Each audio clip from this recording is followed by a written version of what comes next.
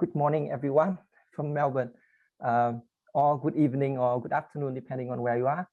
My name is Huang, and I'm currently with RMIT University in Melbourne. Welcome to the second tutorial session on distributed function retrieval, storage and privacy perspective. As you all know, the coded caching problems has been extensively studied in the literature. And in the standard setting, there is one server and a number of users. The server has a number of files, and each user demands a particular file unknown to the server at the beginning. And moreover, each user also has some local storage, which can be preloaded with relevant data in the placement phase. And then in the delivery phase, the user's demands become known to the servers, which then broadcast coded files to all the users to satisfy all the demands. And the goal is to exploit the local storage at the user side to minimize the communication load. That is the total number of coded files to be broadcast. And very recently, this very basic setting of coded caching has been generalized to the scenario where each user demands a function of files instead of a single one. And this is motivated by a fact that functions of data points are often needed in optimization, machine learning or data analytic applications. Another interesting dimension to add to coded computing coded caching problem is privacy. And the question is, what happens to the communication load if we also require that the user's function must be kept private from the server or from any set of other users, and also how to design a practical scheme with low complexity. And in today's tutorial session, the speakers will provide us with an overview of the related literature, cover important results on the topic, and also discuss open problems for future research. And we have with us here today three speakers: Daniela Tuninetti from University of Illinois, Chicago, Hosun from University of North Texas, and Mingyue Ji from University of Utah. So without any further ado, let us start with the tutorial session. So over to you guys.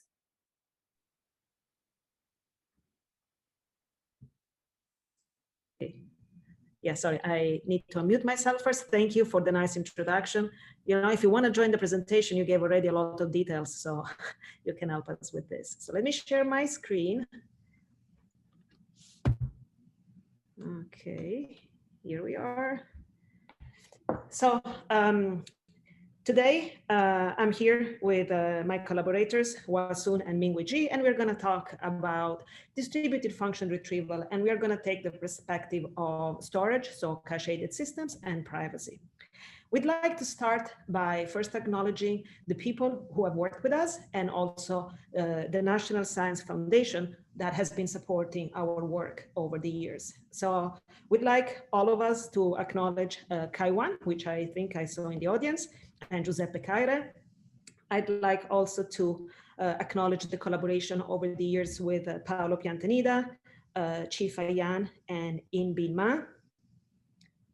I would like to thank Xiangzhang. This is Mingyue Ji, so I would like to thank Drs. Rongrong Chen, Pablo Piantanida, Dr. Nicholas Use, and Xiangzhang. Thank you. Okay. So the way we are gonna structure this tutorial, we have three parts. There are three speakers and three parts, roughly, about half an hour to 45 minutes each. What we think that would be a good format is that we pause in between the each parts for Q&A and for a little break. But in case you have any questions, please feel free to put the question in the chat. The person of the three of us who's not speaking, the other two will be monitoring the chat and will interrupt the person who's speaking with the questions. And we'll have some conclusions at the very end. So I'm the person who talks in the first part. I'm gonna introduce, for those who are not familiar with, the Madalian-Nissen model, which focuses on retrieving a single file in a non-private way from a shared link topology. Given that, we're gonna extend this from single file retrieval to linear function retrieval. Then we are also going to include what we refer to user-side demand private retrieval. And then we're going to see how all of these can be extended to topologies that are more involved than shared link, such as the peer-to-peer topology. And that will conclude the first part. In the second part, Hua will go from server privacy to, from user privacy to server privacy, kind of spirit of private information retrieval. And at the very end, Mingwei will put everything together, both user side and server side privacy in a general distributed system.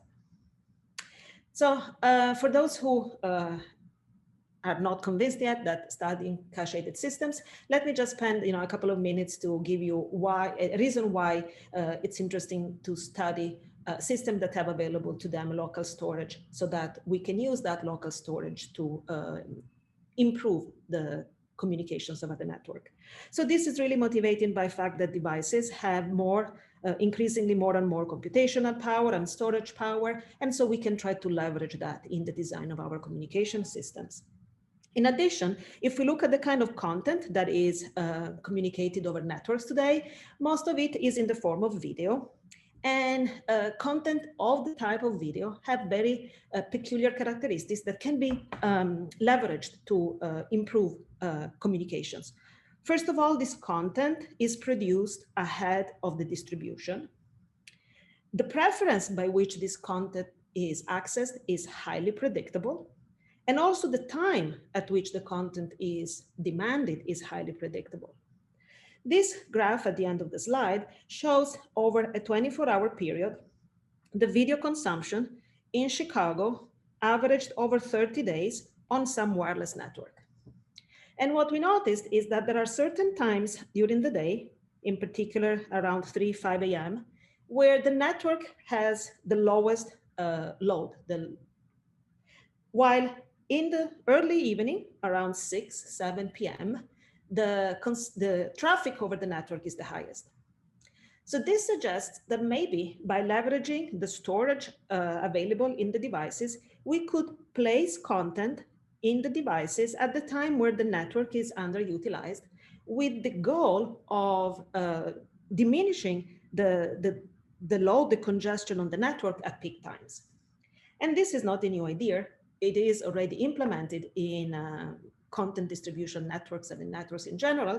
This is a sentence taken from the Netflix webpage, where they say that Netflix prepositions content to avoid significant utilization of the internet backbone capacity. And this prepositioning is done during off-peak hours when they are not competing with other internet traffic. So let's see how we can model this so that we have a problem for which we can ask what is the best way to achieve the goal that we have in mind. And this is the model that was proposed by Madalian-Nissen. I'm going to refer to this model as AMN or MAN.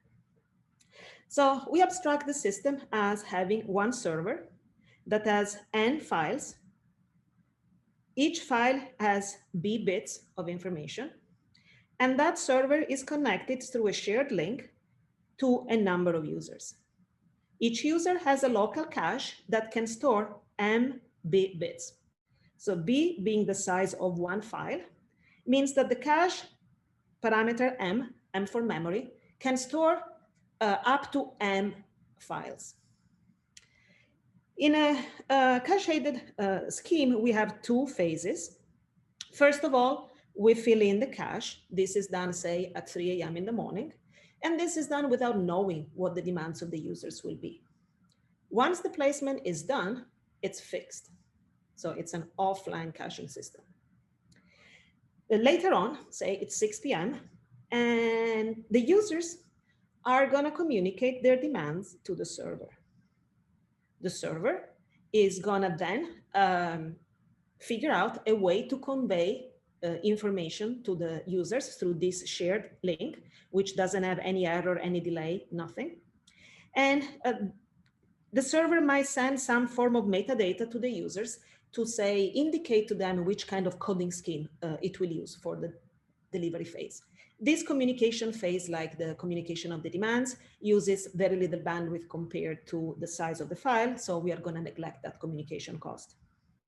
So then the server is going to send a signal. We are going to call this signal X as a function of the library content and the code that has been chosen for the communication.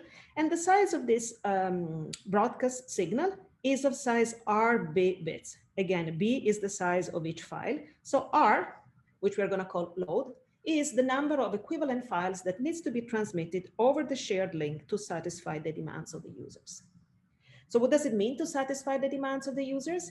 It means that for each user, given the local cache content, the kind of the code that has been used by the server, and the signal that has been delivered, that user has to be able to figure out without error the file that it had demanded. And this has to be true for all the users and all possible demands. So that's why we have this, we are looking at for a fixed caching placement and delivery strategy, we are looking at the demand vector D that gives the largest load on the network. And that is what we want to minimize with respect to a placement and a delivery strategy.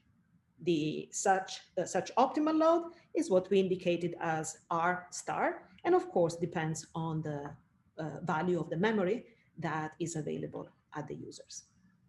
So let's look at two trivial cases. The first one is when there is no memory, and the other one is when the memory is large enough to store the whole library.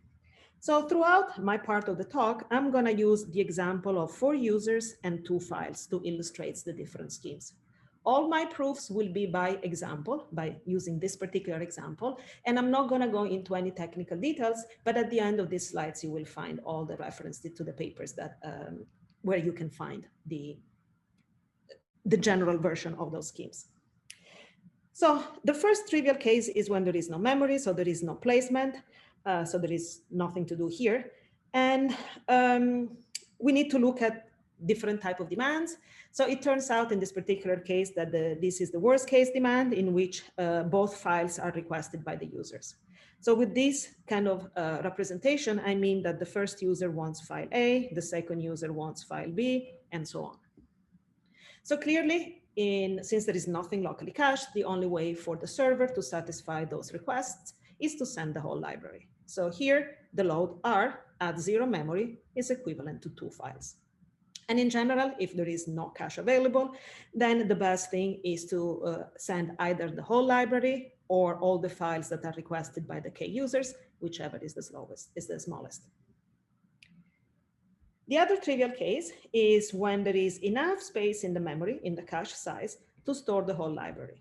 In that case, no matter what is demanded, everything is already locally available. So the load, when the memory is equal to the library size, is 0 files. So the interesting part of the coded caching problem is what to do in between. So we're going to consider value of the cache size between 0 and the library size. So let's consider this example in which each user can store half a file locally.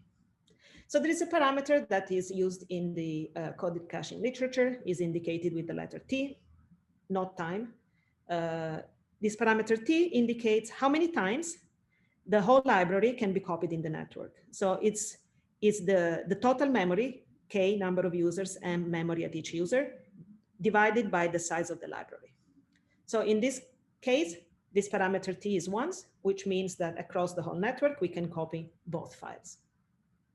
So it's not difficult to convince yourself that this, by the way the problem is formulated, that here everything is symmetric in terms of file. I mean, each file is the same, so you can relabel the name of the files and nothing changes. And similarly for the users. So it makes sense to, and is without loss of optimality, to look for schemes, optimal schemes that are symmetric in the users and in the files. So for this particular set of parameters, it turns out that the scheme works as follows. Each file is going to be partitioned in 4 pieces. Each piece is of length 1/4 of a file. So for example, the first file, which is indicated here with the letter A, is going to be split into blocks A1, A2, A3, A4. Similarly for the second file that we indicate here with the letter B.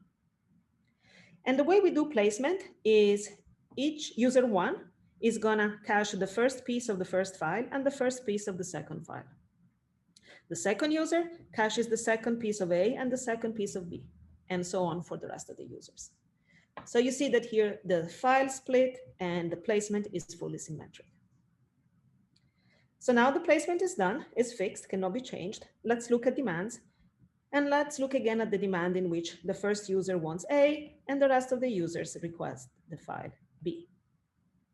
What we notice here is that, for example, if you look at user 1, it has already the first piece of the first file, so it's missing the second, third, and fourth piece.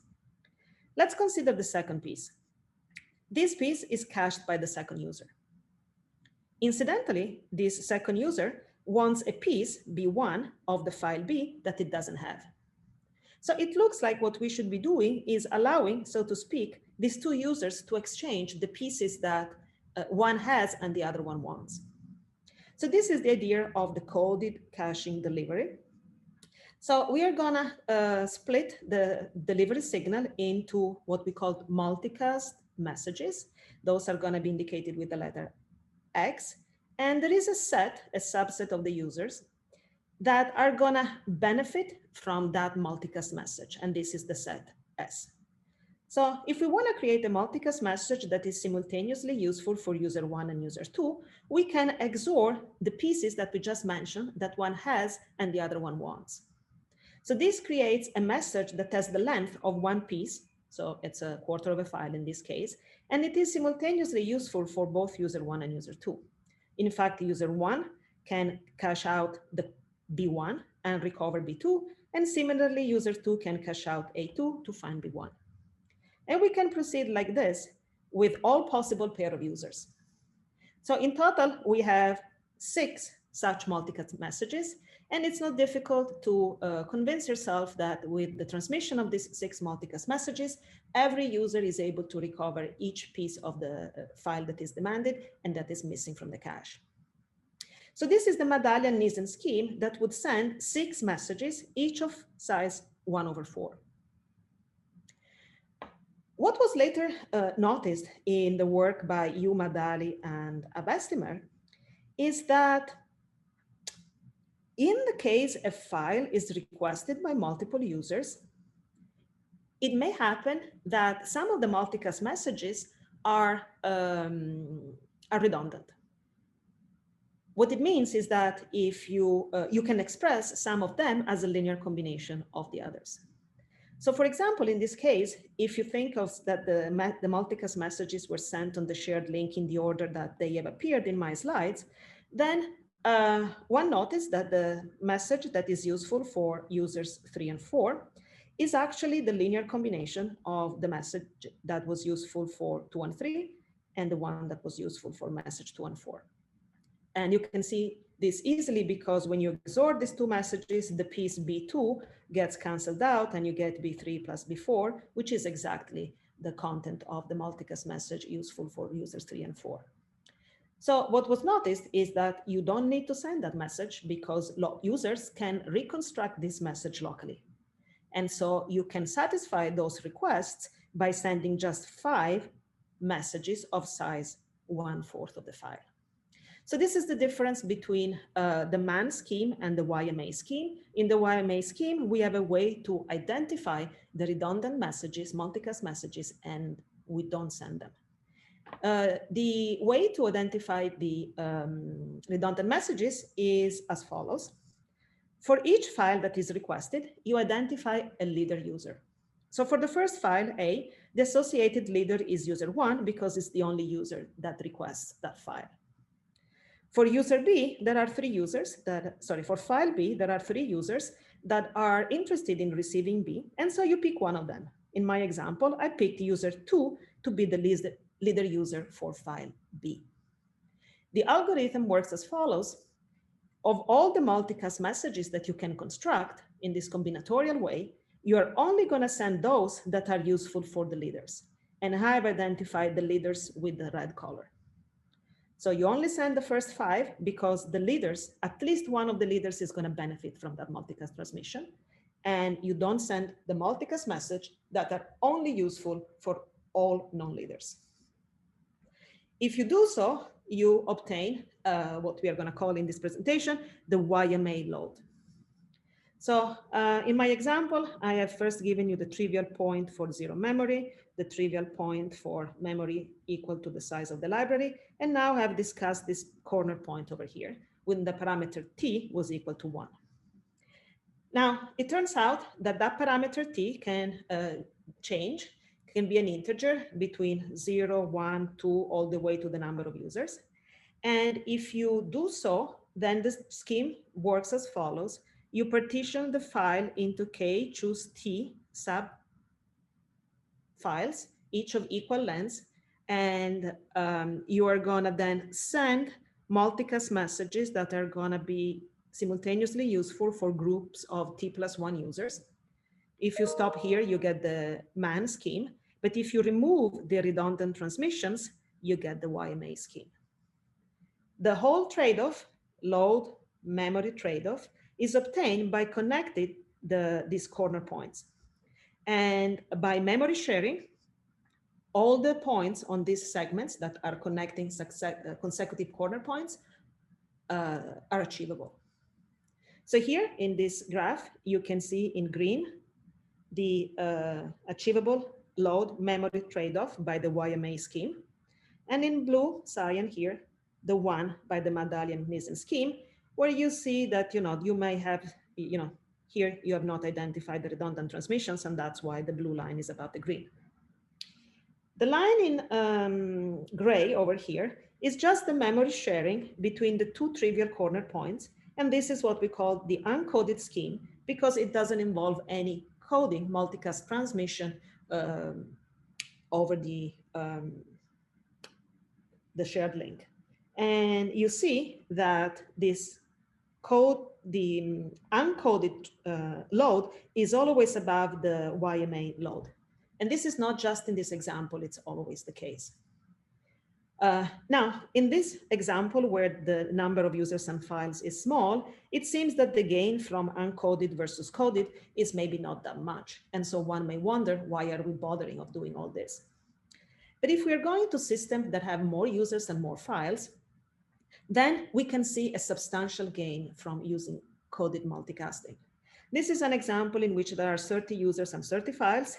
And here we can see that the gap between uncoded and coded is actually huge. Especially, we notice that with a little bit of memory, we are able to significantly decrease the load on the network. And this is where we see the benefits of using coded multicasting in the delivery phase. Now, the scheme that I've talked about uses uncoded placement, meaning that you're just splitting the file and copying some pieces into the cache of the users without any form of code. Now, of course, if you expand the type of placement that you can do to also include coding in placement, then you can not do worse than the YMA scheme that we just talked about. And indeed, it is known that you can improve on the YMA scheme by using coded placement. So this is our example as we used before, but the memory now is 1/4 of a file. So here we would not be able to store 2 pieces of a size 1/4 because we don't have enough memory. So in this particular paper and similar work that followed, they suggested that maybe we should code in the form of XORing the 2 pieces and store the coded version of the files in the memory. So that XOR, like A1 plus B1, is going to have size 1/4, so it fits the memory that is available.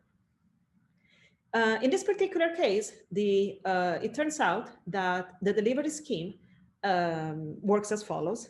Again, we are going to identify leaders, so to speak, and we are going to send multicast messages that are useful for the leaders. And then we are also going to send one message that is useful for all the users.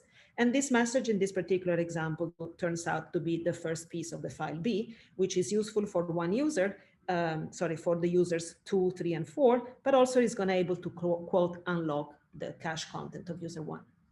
And so it turns out that by this particular strategy and by time sharing with the trivial corner point at zero memory, you get the trade-off that is indicated by this red segment, which is below the YMA scheme. It also turns out that if you use converse bound, which I'm not going to talk about, everything in this pinkish triangle is impossible, meaning that for that small memory regime, this scheme is optimal. There is nothing else you can do to improve it. There might be another code that works, but it's not going to have a smaller load. Okay. So what can we say of the YMA scheme in general, since we know that is not exactly optimal? Well, in a series of work started with Kai, myself, and Pablo, we leveraged the relationship between caching with uncoded placement and index coding, and we were able to prove that if you do the Mendelian placement and the delivery, this scheme is exactly optimal when there are more files than users.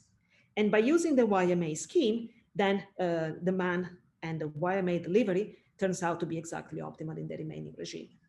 So what we have here is that the YMA scheme is exactly optimal if you restrict yourself to uncoded placement.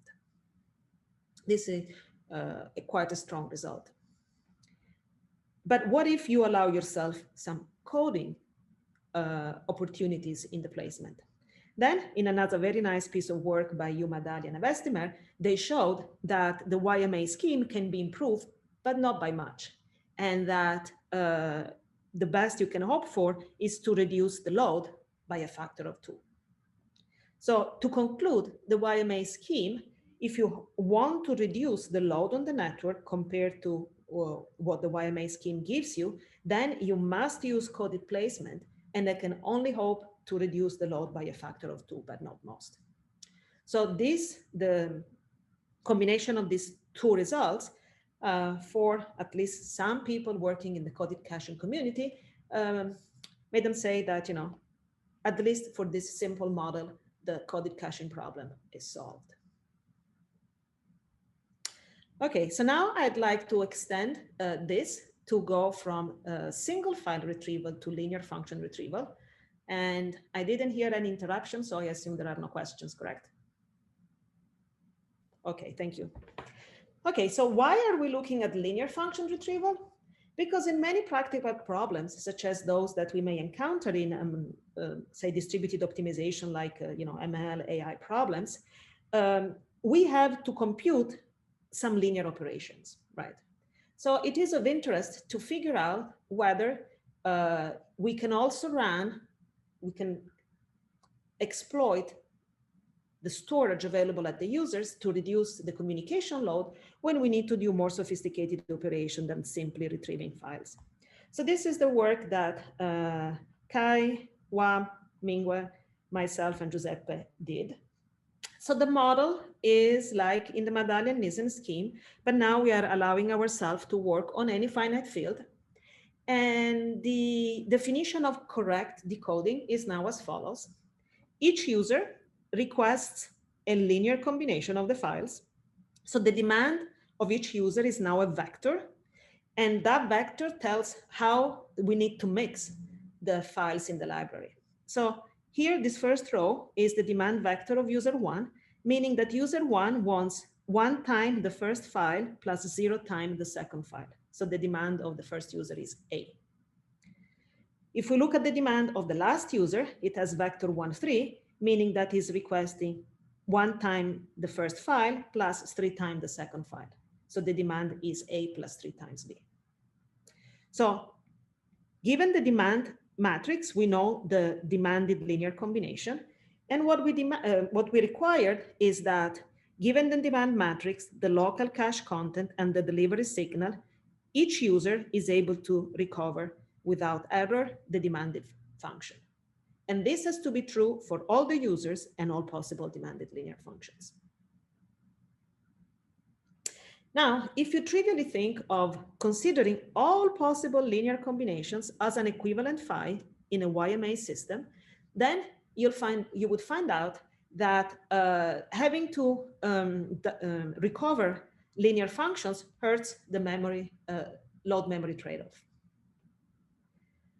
So what we proposed in this paper is to use a linear code in the following form. It has a Madalian-Nielsen file split and placement and a YMA type multicast transmission. So we identify a set of leaders. Now the leaders are, the number of leaders is the maximal number of linearly independent row vectors in the demand matrix. We are going to create coded multicast messages that are useful for at least one of the leaders, according to the Madalian-Nielsen type of philosophy. But now we are mixing the pieces of the linear functions that the users are requesting. And we leave the coefficients of the linear combination free. We're going to figure out how to choose them. There is also a reconstruction part of the multicast messages that are useful for all non-leader users. And we are going to require that they are obtained as a linear combination of those that were sent and useful for the leaders. And we are going to indicate the decoding coefficients as beta. So this is a linear scheme, both in the encoding and in reconstruction part. And the question is, can such a linear coding scheme be found? Now, the answer is yes. And the even more surprising answer, at least for us at the time, was that you can deliver any linear combination of the files at the same load as if you were requesting single files. So there is no penalty in terms of load memory trade-off if you retrieve linear functions. So in our paper here, we, inspired by private function retrieval, we decided to alternate the encoding coefficient for the sent multicast messages between plus and minus 1 in some way.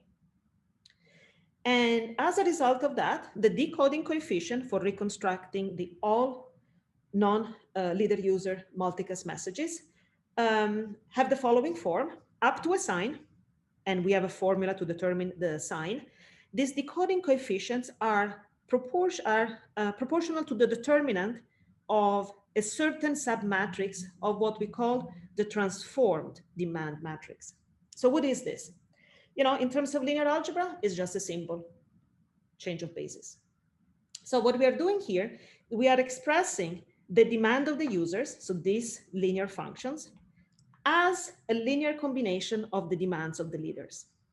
So here, the first two vectors, the two first demands, are linearly independent. So again, user 1 and 2 are the leaders. And we are going to express the demand of the non-leader user 3 and the non-leader user 4 as a function, as a linear combination of these two.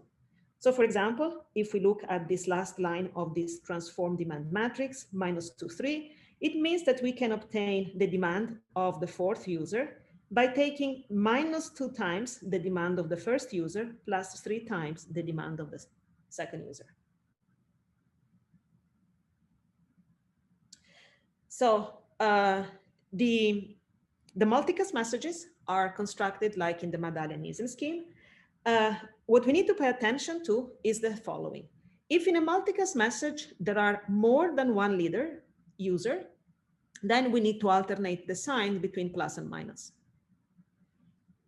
And similarly, if there are more than one non-leader users in the multicast message, we need to alternate the signs between plus and minus 1. If we do so, then it is true also for scalar linear function retrieval that the multicast messages that are useful for only non-leader users, so 3 and 4, x, 3, 4, is a linear combination, can be expressed as a linear combination of the multicast messages that were useful for at least one of the users. And again, the coefficients that you need to use for this linear combination are determinants of submatrices obtained from these matrices, this transformed demand matrix, which again, just express the demand of the users as a linear combination of the demands of the leader users. So you see the size of these messages and the number of these multicast messages has not changed, even though now we do scalar linear function retrieval, which means that the load is the same. So why are we using these plus minus signs for the encoding coefficients? Well, at the time we wrote our paper, it was not clear to us, but at this very same ISIT, my student Imbi Ma has come up with a way to come up with the most general linear code for this scalar linear function retrieval problem by connecting this to a graph representation and finding spanning trees for that graph representation. And he's gonna present, as I said, this work at this ISIT. We have also been able to go beyond linear functions. So we have a paper on general linear functions that would also mix together bits of the same file. And this has already been published.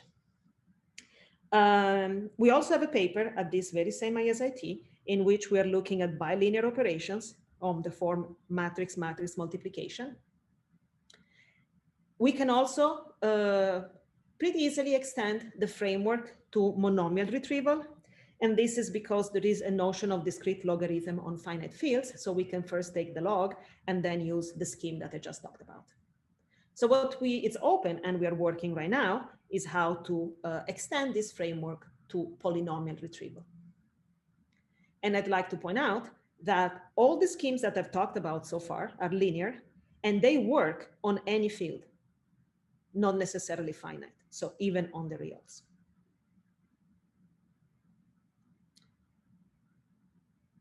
Any questions?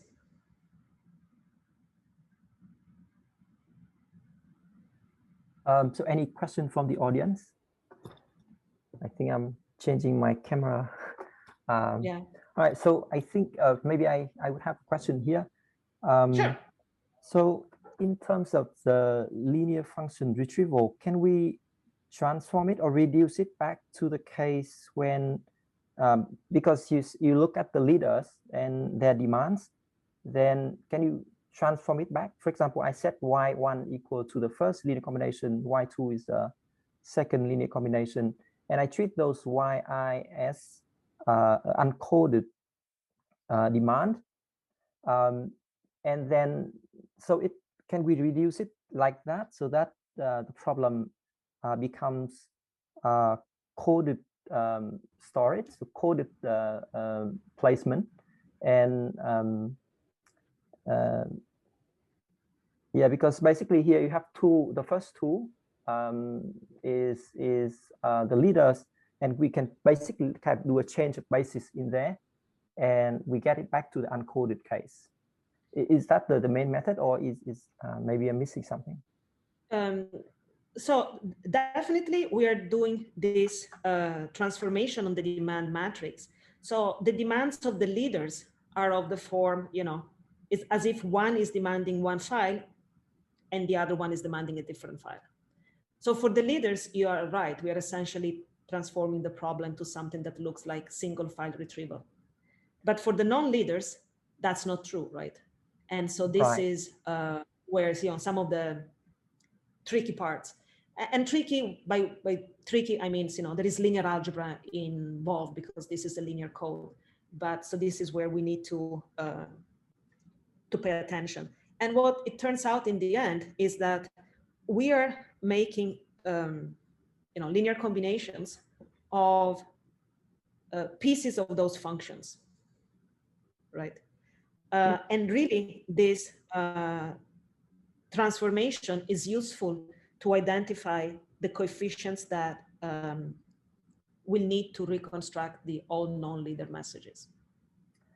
Yeah, that makes sense. So it's quite curious that you have just a plus or minus or plus one, because it seems like a simple coded like a binary coded scheme. And so I don't know. So this is optimal, you say? Yeah. So it has the same optimalities guarantee as the YMA scheme. So it is exactly optimal for uncoded placement and within a factor 2 otherwise. Right. And in that they don't have this, they didn't have this minus and plus.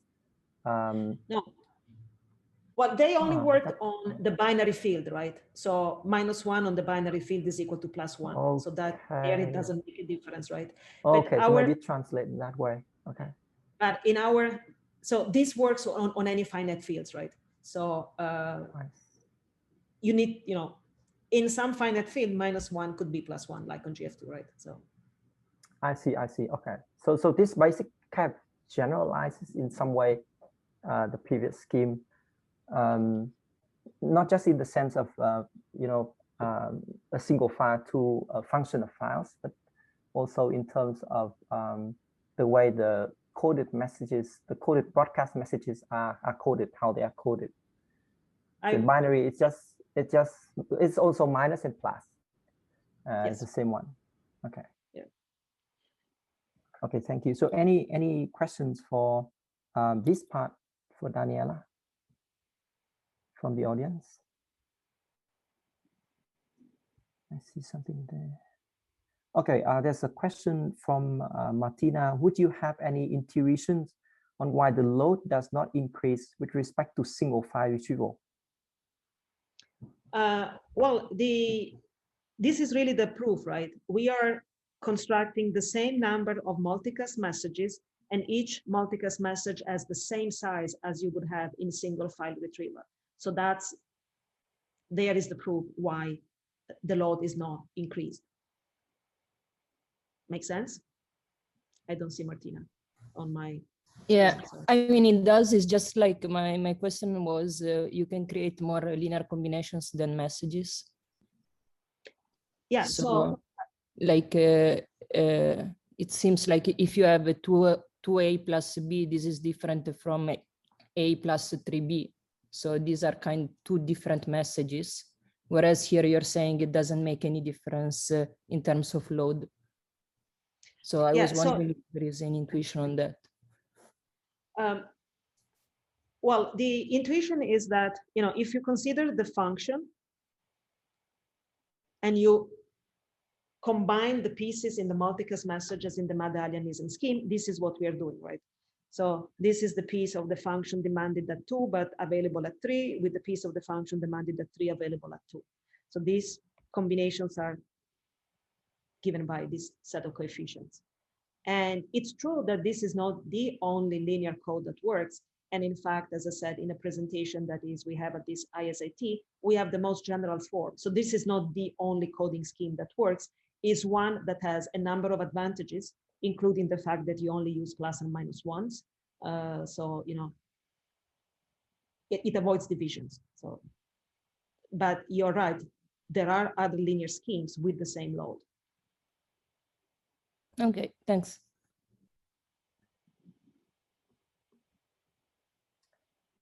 All right, so any other question for Daniela before we move to the second part, I suppose?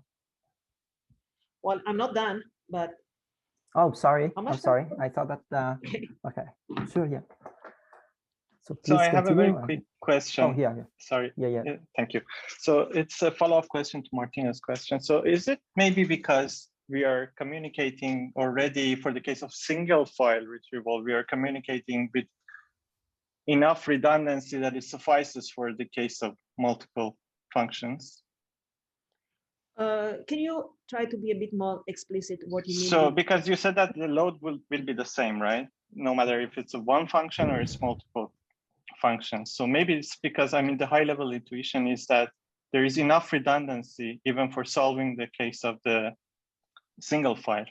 And that amount of redundancy is indeed enough for us to recover basically any subspace here. I haven't thought in these terms, but maybe one can think in these terms. However, remember that for the YMA scheme, this is shown to be optimal among schemes with uncoded placement. So it's not that there is much room there, right? You know, it's not that you can cover. That is right? correct. That is correct. Yeah. Yeah, I'm saying that the optimal amount of redundancy that was already required for the case of single file retrieval was enough, is indeed enough for even more than one file. Yeah, I guess you can rephrase the result in this way, right? Sure, sure. Thank you. Thank you. Thanks, Anushay, and thanks, Daniela. So let's continue with this part.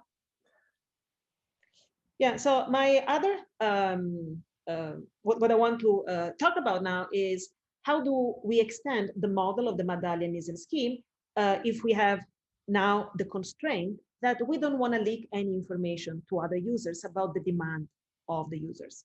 And so this is what we call user-side demand privacy. And why is this something that we may care about? It's because knowing what users have demanded allows one to do so-called user profiling. And, for whatever reason, you might not want to have that done. So the model is, as in the Mendelian scheme. So this is for the case of single file retrieval, but as you will see from my discussion, can be extended to scalar linear function without any problems.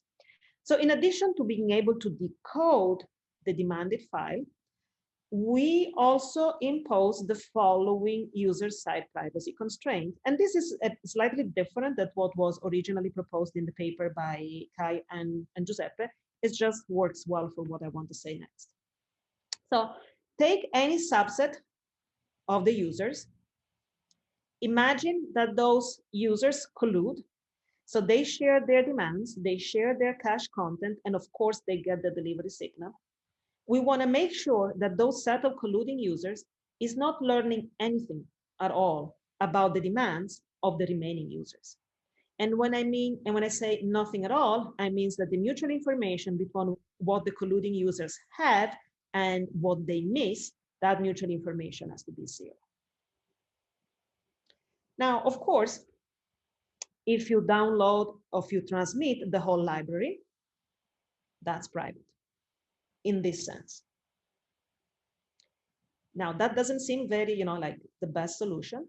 So the question that was asked in this paper is, can we do better? Now, I'd like to point out that downloading the whole library may be intuitive for those who are familiar with private information retrieval with single server.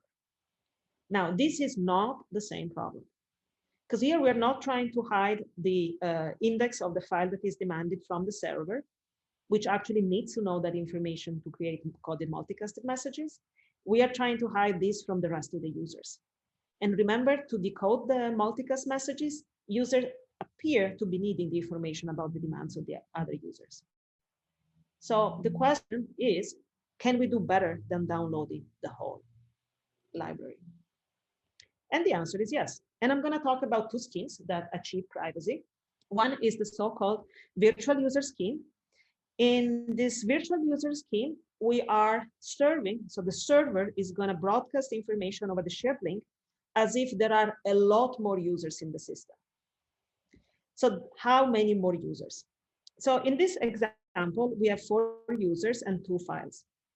So for each real user, we are going to create a set of virtual users that contains a number of virtual users equal to the number of files.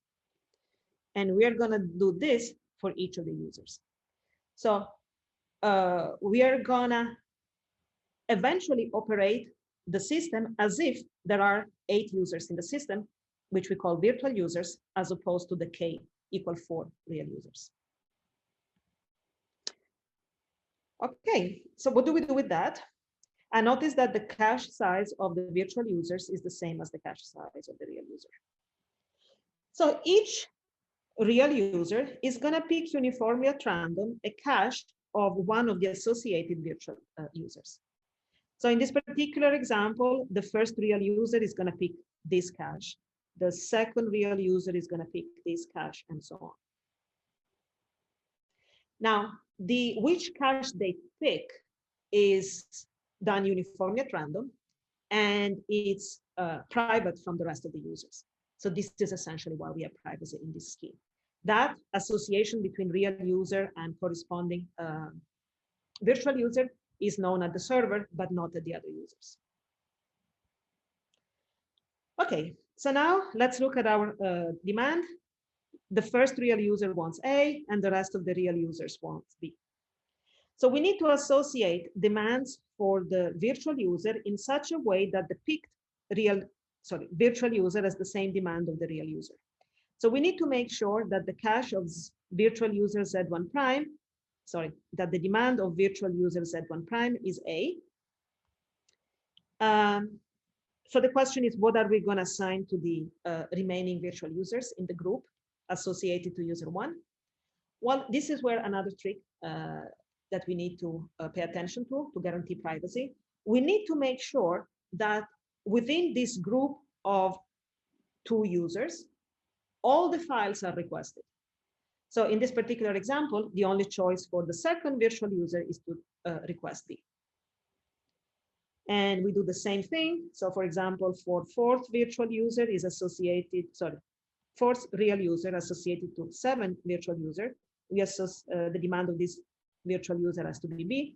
And so for the remaining one, it has to be A. So we are then going to serve, so the server is broadcasting over the shared link multicast messages as if it had to serve all these virtual users with these particular demands in which every file is requested the exact number of times equal to the number of users.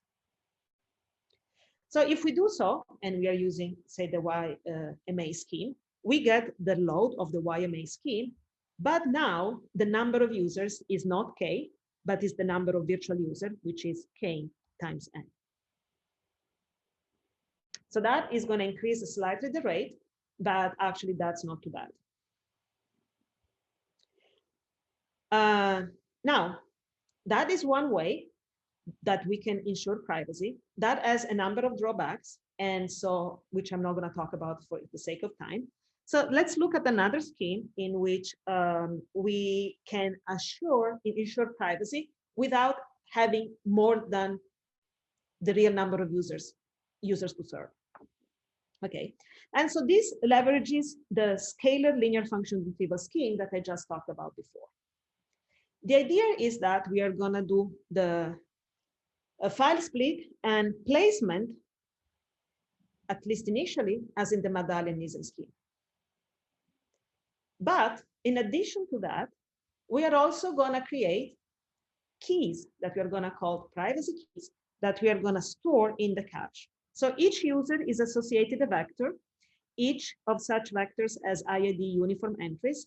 And again, each random vector is only known by a user and the server, but not by the rest of the users.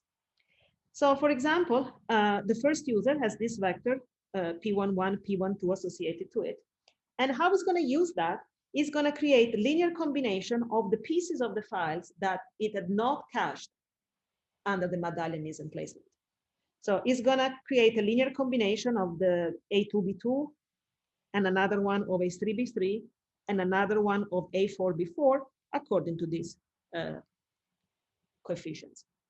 These are going to be like one-time paths that are going to be used to secure the delivery, the multicast messages when they are delivered. So then we are going to run the delivery as if we had a scalar linear function retrieval scheme with demands that are given by the true demand matrix plus this privacy matrix. The details are in the paper that has recently appeared in the JSide. So the end result is that the load is as in the YMA scheme, but we need to sacrifice a little bit of memory because we need to store those privacy keys. And that guarantees privacy against colluding users, and also it's private against, it doesn't matter if the bits in the files are uniform bits. It works for any file distributions.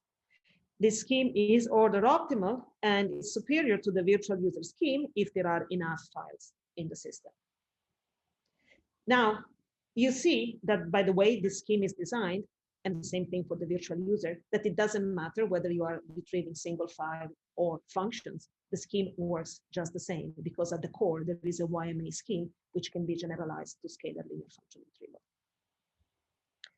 So the scheme can be improved in various ways. And in fact, in the original paper by Kai and Giuseppe, there are other schemes that have better load than the virtual user scheme. But in general, we don't have strong guarantees like the type of guarantees that we have for the YMA scheme. There are also extensions that include also security against an external eavesdropper. This comes at no extra cost compared to what we saw for just privacy, and also can be extended to have guarantee privacy against a multi-server system where the servers have MDS coded content and there may be stragglers. And this is something that we also present at this ISIT.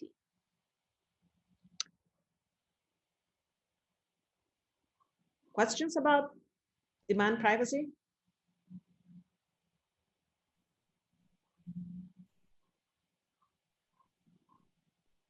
Can I ask one question? Absolutely. So actually I have two questions. The first one is if there is any impossibility result, so meaning that if there are any trivial regimes where you cannot get any privacy. And the second question is about the one-time pad. So basically there you need to generate one key each time you request a message. So if there is any way to relax a little bit the strong secrecy requirement and like reuse the keys. So that's an excellent point. And it's true that if we use this as a one-time pad, as we had in the original submission of the paper, you need to refresh this part of the keys or the security keys, sorry, privacy key every time. So you're right when you said, if we reuse it, we are going to leak some information. So we need to go from perfect privacy to some form of measure of leakage, which we have not done at this point. But also we have proposed, in the revised version of our paper, a way to address a comment by that was posed to us by the associate editor. And something along this line can be done if you have pseudo randomness that is shared between the server and the users. And essentially you are using the deliveries in the previous delivery to create random linear combination using the pseudo random generator. And so there is no need to kind of, to have a separate process for refreshing the cache. Does that answer the second part of your question? Yeah. Can you remind me the first part? Oh, the first part was if there is any impossibility result, like where you cannot get any type of privacy, or at least the privacy that you are considering here. No, in this version of the privacy, no. I mean, we can prove that for any memory regime, there is a way to deliver that in a private way. And if you think about, there is a trivial strategy that says you can just send the whole library, and that's private. But like if all the users are interested in the same message, how can you get privacy? You can still, as a server, send all the library. And okay. Yeah. So it's a trivial strategy, right? But that shows you that you can always do something. Okay. So there is no impossibility result in this case. Thanks. Make sense? Yes. Okay. Yes, so thank you. So sorry for cutting in, but we need to move on for the sake of time. I think we are almost 1 hour. So let's move on. I have a little bit on the D2D, but maybe, Mingwei, you can talk about it when it's your turn, and I can stop here. Thank you, Daniel. And I think if you have more questions for the first part, then you can just type in the chat. And I suggest that, Daniel, you can just answer directly there. So let's go to the second part.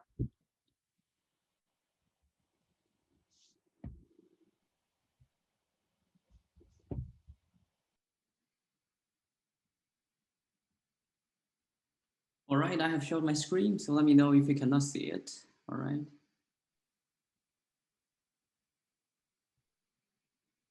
So let's get started. As in the audience, I see so many experts. So let me say something before we start, in case you are too bored. So today we'll be mainly talking about a relatively new setting that contains both elements from PIR and private information retrieval and coded caching. And for there, almost everything is open and we do not know too much. So I guess for the experts, it will be more interesting for you if along my talk, you can see what is missing in the part that I'm talking about so that you can improve the results. All right, in that way, I guess it will be more fun. And also, to my current understanding, the things I'm going to talk about are somewhat subtle. So I'm not able to give like all the details either in the slides or in my talk. So please feel free. I guess we have a manageable size. Feel free to interrupt me if anything is not clear. All right, with that said, let's get started. So in part 1, Daniela just finished talking about user privacy. And starting from part 2, we'll switch our focus to server privacy. All right, we're interested in server privacy due to a couple of reasons. First, we wish to expose as much insight as possible about privacy, and you will see the techniques we'll be using will be a bit different. And also, in part 3, we're going to study a fully distributed system with privacy, where a node may simultaneously be a user and a server. So this part will serve as a useful intermediate step. All right, next, let's start with the model. So we only make one change to the coded caching model. That is, we include multiple servers. All right, and we require that each server to learn nothing about the demand vector of the users. That is, each server cannot learn anything about which files are requested by the users. All right, to this end, we would require that each answer is marginally independent of the demand vector, meaning that no matter which files the users want, each answer will appear equal, will have the identical distribution. All right, our performance metric is the same. We're interested in the trade-off between the communication load and the cache storage size. All right, next, to further clarify the model, we make a few comparisons with some existing ones. Many of them are studied by the audience. All right, so the first one, which to say is, in this part, we'll focus on the model where the cache placement function is globally known. So it's public. In particular, it's known to the server. So each server knows exactly what has been cached by the users. All right, under this, there's no loss of generality to assume the cache placement is deterministic. All right, this is a contrast to the model used in part 1 when we study user privacy. There, the cache placement is randomized, and there only the distribution can be known, but the specific realization must be kept private. All right, next is about the cache placement. Here we allow arbitrary designs, and they're in a line called private information retrieval with site information. There, the form of the cache or site information is typically limited to a number of full files or a number of linear combinations of all the files. All right, next is about the users. So here we have many multiple users, while in the line called cache-aided PIR, typically there's only a single user. All right, so in this part, we'll just focus on this basic model, but I wish to give some brief comments on possible variations so that you have some idea about what other things could happen. So the first one is about server occluding. So here we are assuming the servers are non-communicating. All right, so the privacy can be guaranteed by making sure each answer is marginally independent of the demand vector. But when some servers can occlude, then we need to require all the answers seen by a occluding set of servers to have the same distribution. All right, the next one is on the storage. Here we are using a repetition code for the servers, or each server stores everything. In general, of course, this can be generalized to some storage code, and more will be covered by me in part 3 on this. All right, the next is something about the privacy constraint. Here, we are protecting the whole demand vector. All right, but of course, this can be relaxed to allow some leakage, or we may be just interested in protecting each of the indices, etc. All right, next one is on the upload. That is the communication cost from the user to the server to specify which answer to download. Here, because we are adopting the Shannon theoretic formulation where we allow the file size to grow. So this part is typically ignored. All right, but I wish to mention that if the file size is really small, in particular, theoretical computer scientists like to study the regime where each file is just 1 bit. Their upload is a very significant issue. right? And the nature of the problem is also different. Next is about the files. Here we're assuming the files are IID and each have the same size. All right, of course, this can be generalized to have some heterogeneity. And some others include the channels may be noisy, and we may have some additional security constraint so that we need to secure either the storage or the answers. All right, last but not the least, each user may request more than one file. All right, so this is the model. So to recap, if you are more familiar with coded caching, then this is the model where we're just adding multiple servers to it. If you are more familiar with PIR, then we're just adding multiple users to it. All right, and we assume each user is equipped with a cache. So this is the model. And next, it should be obvious that this model contains both elements from caching and the PIR. So the first technical result we want to talk about is a scheme that combines existing caching and existing PIR protocols in a code concatenation manner so that the achieved communication load also has a product form. All right, so let's use example to see how can we make the man caching scheme private. So this is the classic setting, right, where we have two files and two users, and each user stores a distinct half of each file so that whatever user one wants has been cached by user two. So in the answer, we can simply request the sum of the missing piece for each user. All right, obviously this one is not private, all right, because the server could tell whether we are asking for A or B. Now, in order to make it private, the only thing we need to hide from the server is that whether we are asking A or B in each symbol of the sum. So this is exactly the job of PIR. So if we have multiple servers, then we can simply request the desired A2 or B2 using a PIR protocol so that each piece will appear independent of whether we are asking for A or B. But if we are able to collect these two pieces, we can decode what we want. All right, so in terms of the combination of the scheme is that we'll use independent copies of the PIR for each part and request the sum. So that in this way, the caching scheme will guarantee that we can cancel the non-desired or the interference part, and the PIR part will guarantee from the multiple pieces we can get what we want. All right, privacy is guaranteed by the privacy of the PIR protocol, where each of them is independent of demand vector, and we are running them independently. So the overall sum is also independent. All right, so a few remarks.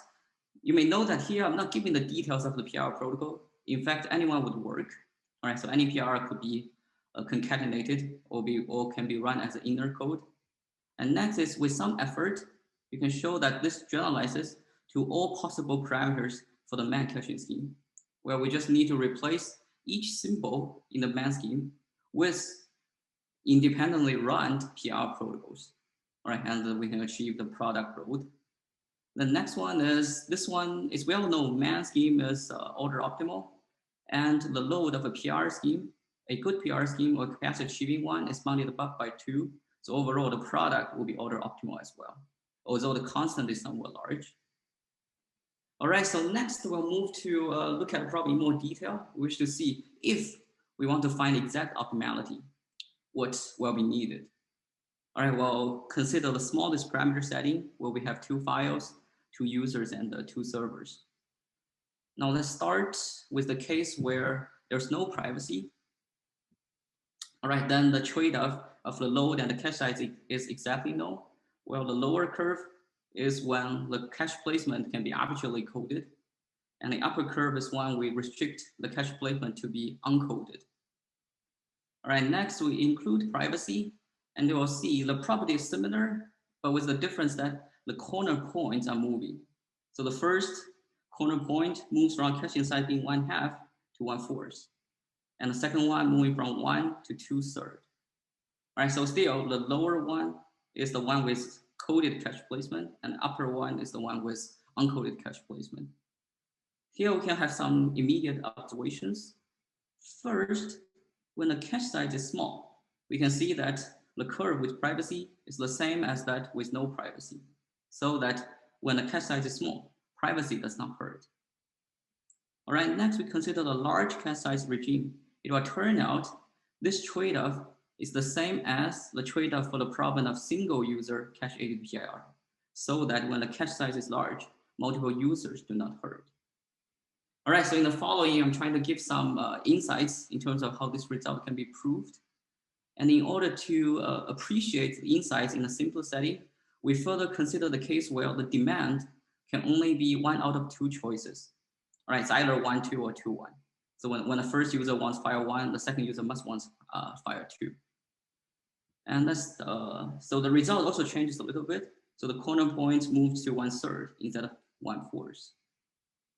All right, so when we are trying to confuse the server about a set that has a smaller cardinality, the communication performance strictly increases. So next, we'll give the attributability and converse proofs. We'll start from the attributability. And let's start with this point. Well, the cache size is 1/3, which means that each user can cache a size that is 1/3 of each file. And this is how we will design the cache. All right, next, we'll specify how we will retrieve things privately. Note that here, we just want to confuse the server about 1 out of 2 choices. So the retrieval structure, the randomness that we use should not be too large as well. In particular, we'll just use a 1 out of 2 choice scheme as well. So if the demand vector is 1, 2, so with probability half, we'll request F1 from server 1 and the G1 from server 2. All right, with the other probability half, we'll request this solid black edge of F2 and G2. But when the demand is 2, 1, then we'll request these 2 dashed edges. Now the thing is, without further details, this is already private because from the perspective of each server, no matter what the demand is 1, 2, or 2, 1, we are equally likely to ask for F1 or F2 from server 1, or G1 or G2 from server 2. All right, so this is somewhat the essence of this type of server privacy kind of question. Well, the users, the relative advantage is that they are able to determine a joint correlation among all the answers. As long as we can keep each one of them marginally independent, then from the perspective of each server who is myopic, then the server, we have protected the privacy against the server. All right, the next step is to put answers into these answers. And our goal is to achieve a load of 4/3. All right, so we will download 2 answers from each. And here's the design. And we wish to interpret it from the perspective of interference alignment. All right, so suppose we are downloading F1 and G1 so that user 1 can decode file 1 or A. We will the part of the undesired message, which is B, and the part that has not been cached. So it's B2 and B3. We wish to make sure this interference occupies a space that has the least number of dimensions possible. And from user 2's perspective, who wants B and has cached A2, wish to make sure the part that's other than A2 appears the same. All right, and we can follow this to check this is indeed achieved in this design. All right, but this is still small. But in order to extract some more general insights about it, we'll look at it from a more general linear view. So essentially, what we are downloading from server 1 is 2 generic or 2 equations in A and B, while the coefficients of U and V, we can assume they're uniformly random over a finite field. Then, depending on the demand, if it's 1, 2, then user 1 wish to make sure the part of B2 and B3 to be exactly the same. So we keep the coefficients the same, and we switch the one of B1. That's something we wish to decode and subtract, etc. Right? That's the non-interfering part. For user 2, we'll make sure the part that's other than A2 have the same coefficients, but change the part that has U2. All right, over finite field, this will have the same distribution. The coefficients are still IID uniform. All right, this is in fact the key for privacy. So when the demand is 2, 1, we can follow exactly the same way of thinking. So user 1 want to align all the parts other than A1, and user 2 want to align all parts other than B2. All right, it's private because that's identically distributed.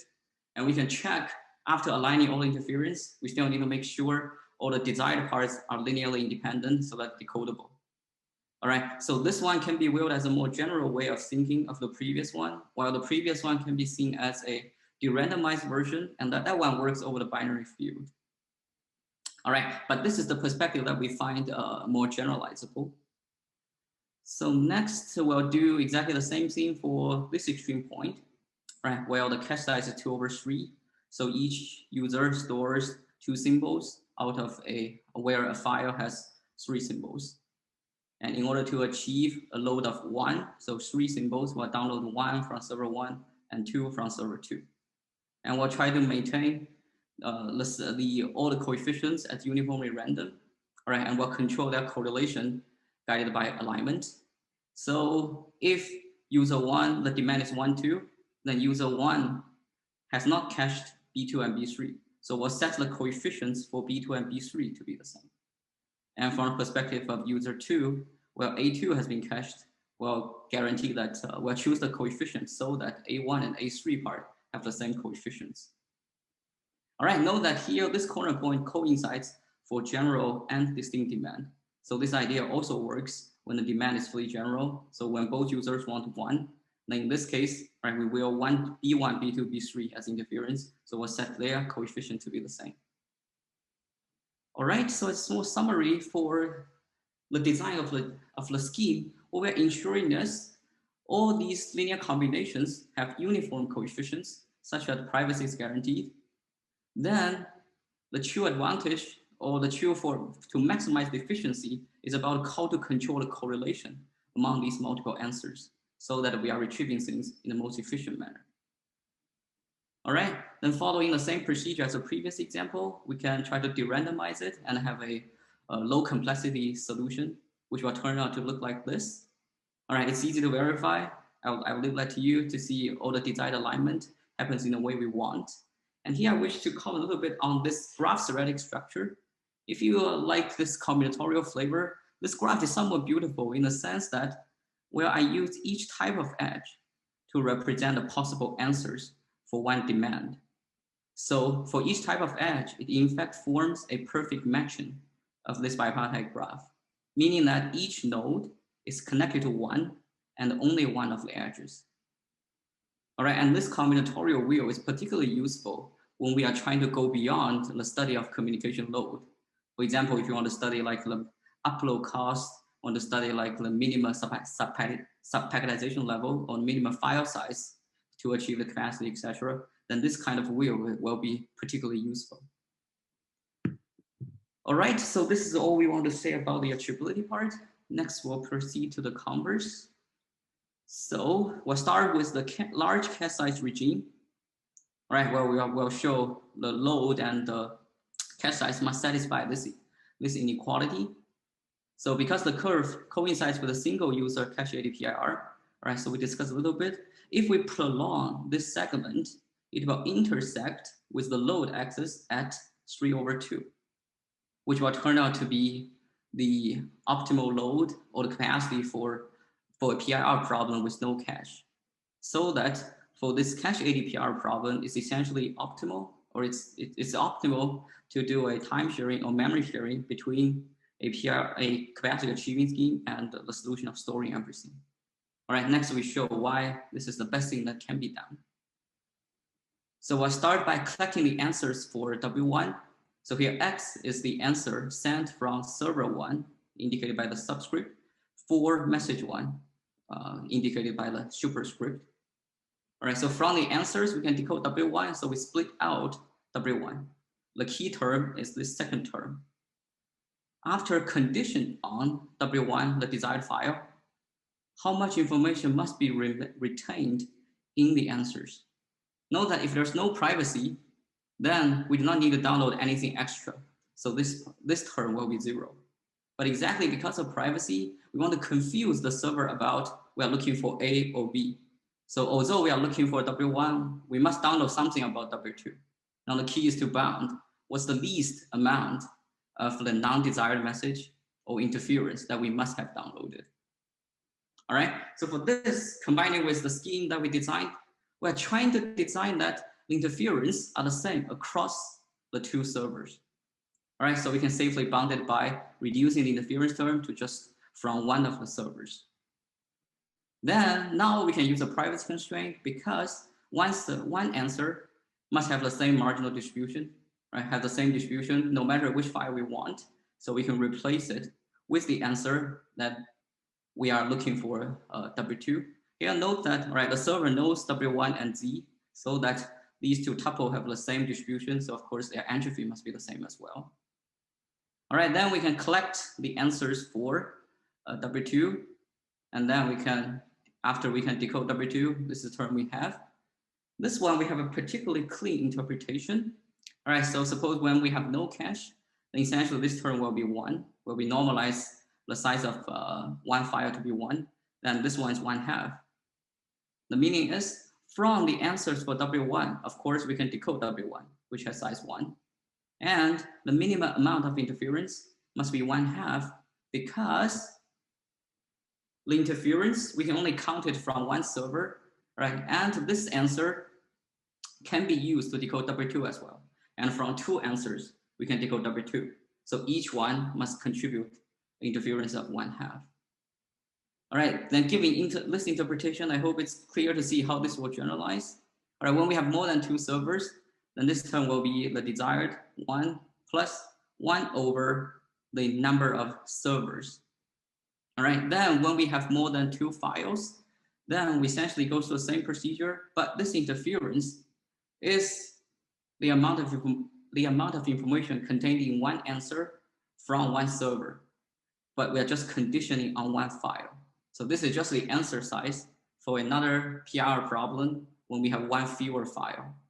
So in this way, we can perform the induction, and the final result will be 1 plus 1 over the server number plus 1 over server number squared plus all the way to 1 over server number to the power of file number minus 1. All right, next let's come back when we have the cache. Know that up to here, we only have the file variables and the cache variables. So the next step is just to express this with a function of m. All right, in general, we need a certain form of averaging, typically in the form of Hans inequality. All right, here we can just expand them and using some symmetry to combine it so that we'll have this term, which can be expressed as 2 minus m. So we have proved this desired conversion. All right, so this is for the large cache part. Next, we'll proceed to the one in the middle.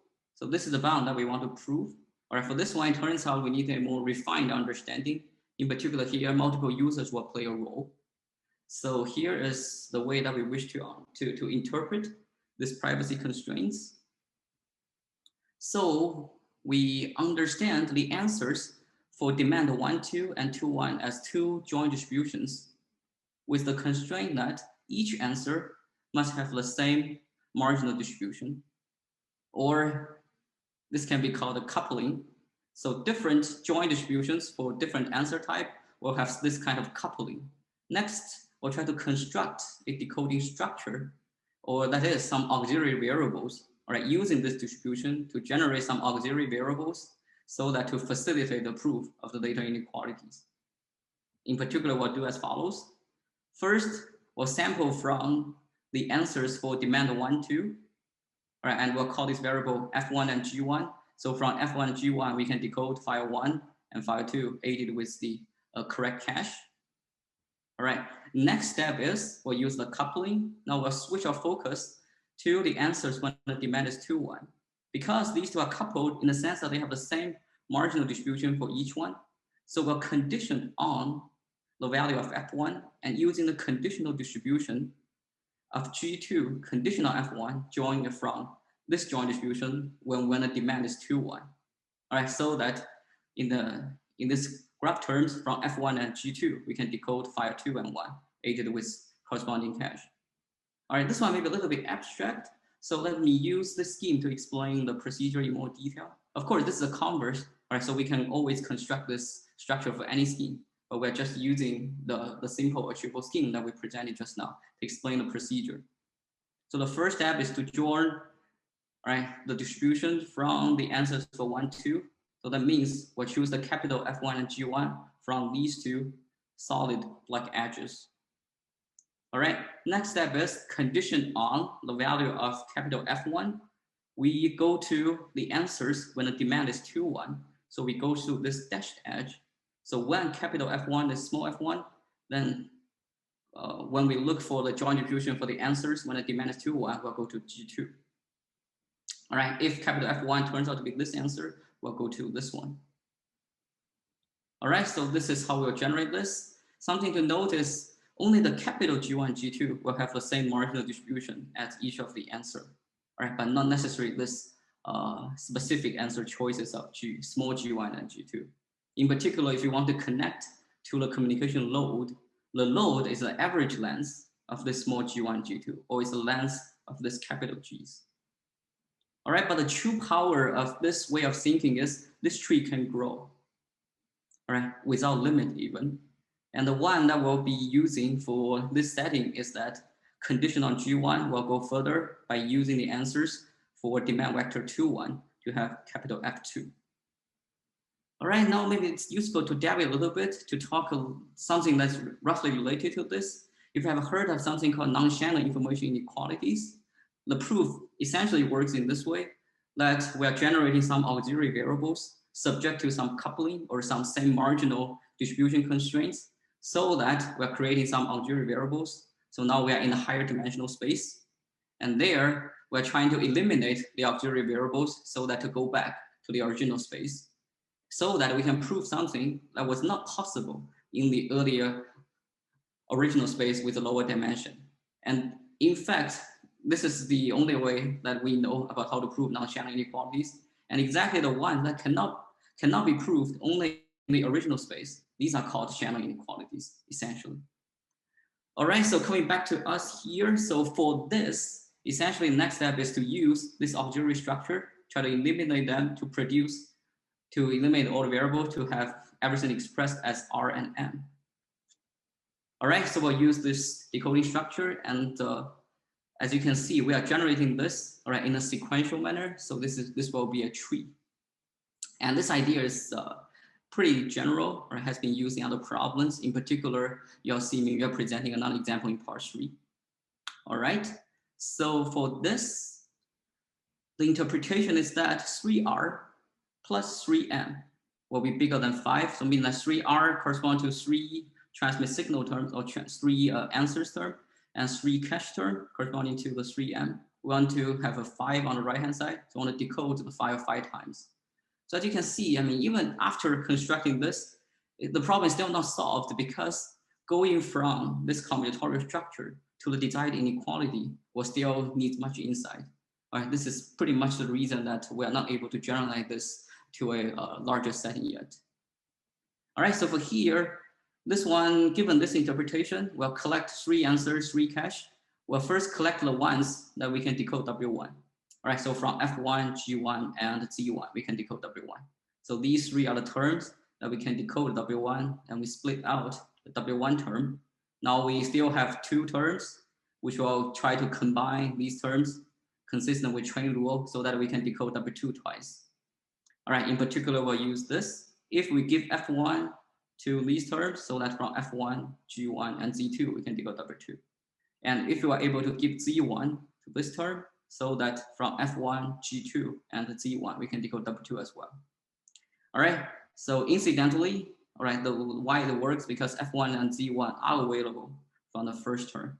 So next step is just some regular, all right, train rule, doing the onion peeling in a consistent way with the train rule, and we'll be fine. All right, so combine the terms and put them into the second and third term to produce 2 W2, so that we can get this 5 term. All right, so this is all I want to say about the commerce part. And finally, let's put back what we discussed at the beginning. So for this 2 files, 2 users, and 2 server system, the performance of the product scheme, right, will be this. And we can see, although it's not optimal when the cache size is small, but it's indeed optimal, right, because it touches this curve, so that when the cache size is large, then the product scheme is optimal. And because the product-based, code concatenation scheme can be generalized fully to all the parameters, so it turns out the large cache size regime is the only one that we fully understand. Right, this one is optimal. And in terms of the generalization of these results, I guess the only thing we have some idea about is the scaling of number of servers. So intuitively, when the number of servers become more and more, then the privacy should hurt as little, should hurt less and less. So intuitively, we would expect the extreme points to move back to the ones that with no privacy constraints. All right, this is exactly what files to and the users to, where we can show that, all right, this extreme points as the number of servers grow would indeed converge slowly to the extreme point when there's no privacy constraint. All right, but the problem is still wide open in the sense that when we have more files and more users, if we're targeting at understand the problem fully, then there's still a long way to go. All right, so this is a summary of what we have talked about. So in this part, we focus on server privacy, and we have mainly introduced two ideas to study the achievability. Well, if we're interested in a approximate optimality, all right, although the gap is somewhat large, then we can do a concatenation of existing caching and existing PR schemes. All right, but if we want to go further, then we need a finer analysis of the of alignment to design interference. The other main challenge is we have multiple cache-aided users. All right, so in some sense, it's a simultaneous alignment type of question where we need to take into consideration of all the users at the same time. This is the main challenge to my view. All right, next is about the converse, where when we have a single user, all right, it turns out the idea is pretty, then we can go, yeah, the videos will be available. So for the converse, when we have single user, all right, the core is to understand, due to privacy, how much more interference we need to download. And there it turns out, all right, we can use a induction-based, have a pretty clean understanding on how to give lower bound on the amount of interference. All right, and next is when we have multiple users, there are more sophisticated coupling among them. All right, we have introduced one way of thinking so that we can construct some privacy-induced tree in order to, right, to put all the constraints there to go into a higher space. But in terms of how to do this systematically, right, there's something that we do not know yet. All right, so now I guess it's time for questions. Let me check the chat. Am I seeing something?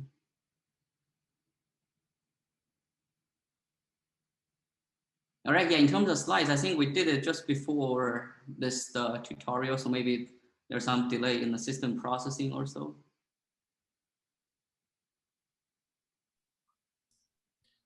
And also we can post them on our website. So you can check our website for the slides. Yeah, of course. Yeah, if you wish to get it, yeah, you can email us and we'll send it to you. Yeah, that would be nice. Thank you. Thanks very much.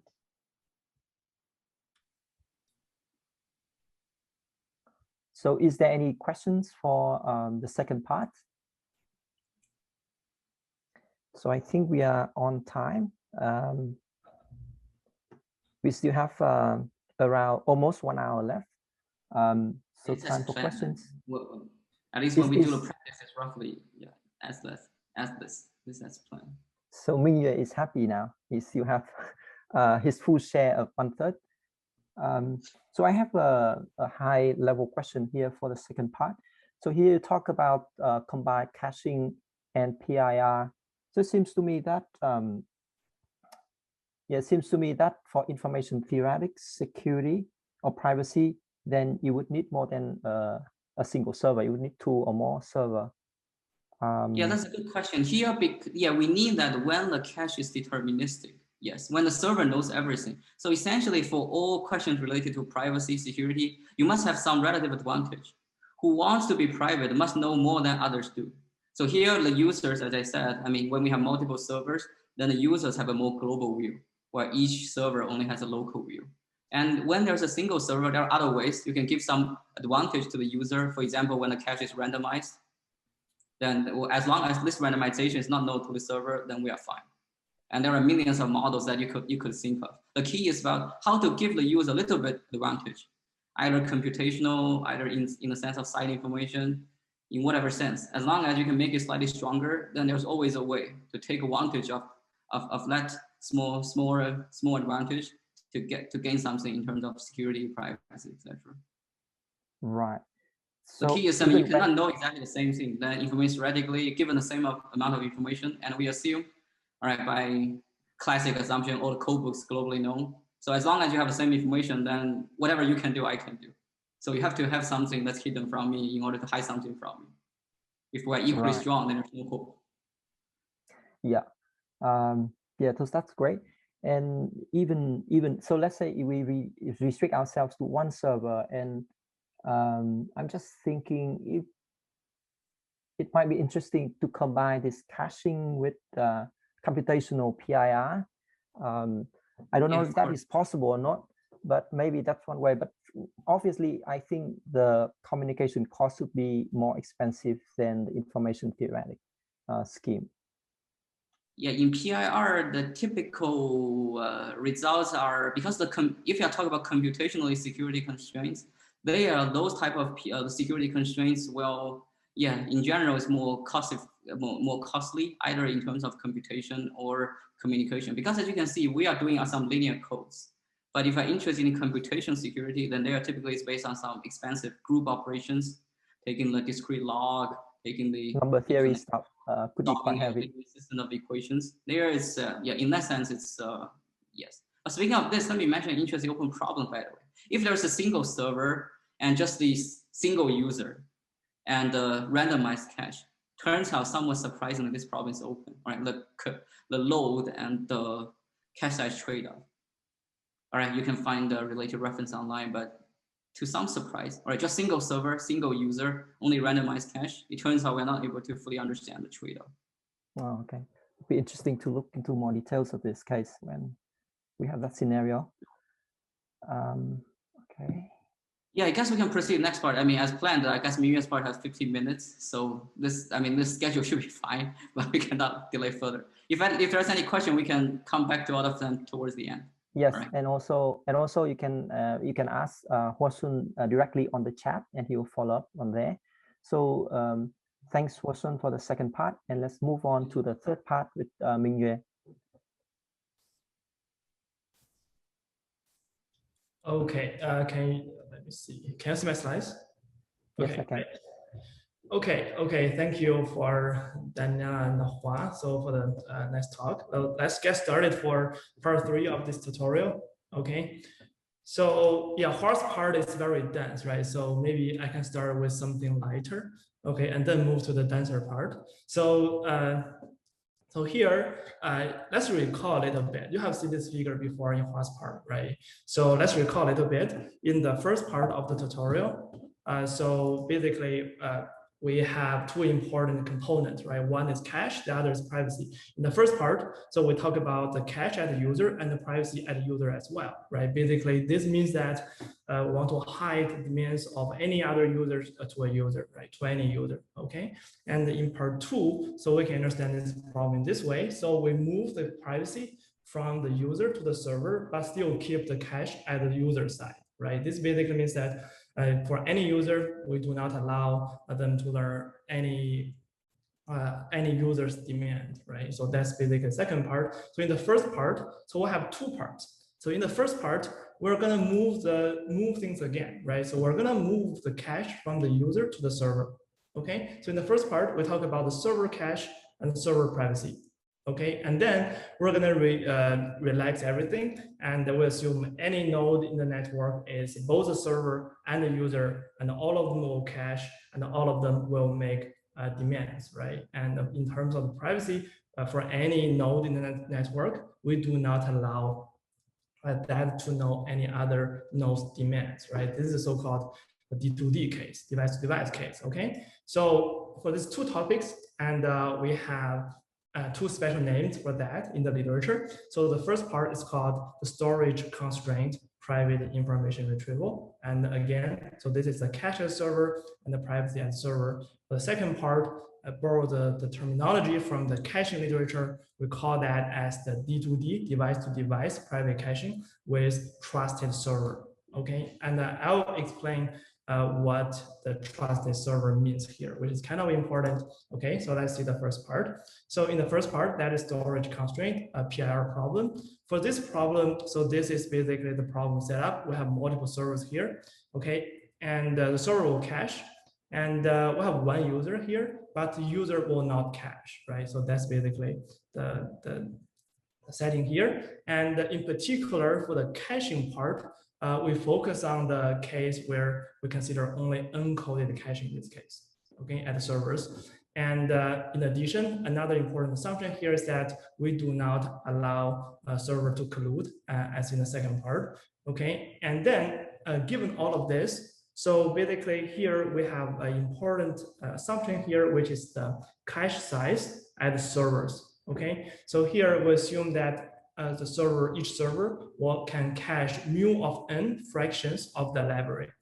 Okay, and in particular, mu of n can be either homogeneous or heterogeneous. So basically, homogeneous here means that all the server will have the same cache capacity, but for the heterogeneous case, it means that mu of n can be different among the servers. Okay, so there are some interesting results under the settings. So let's get started for the homogeneous case.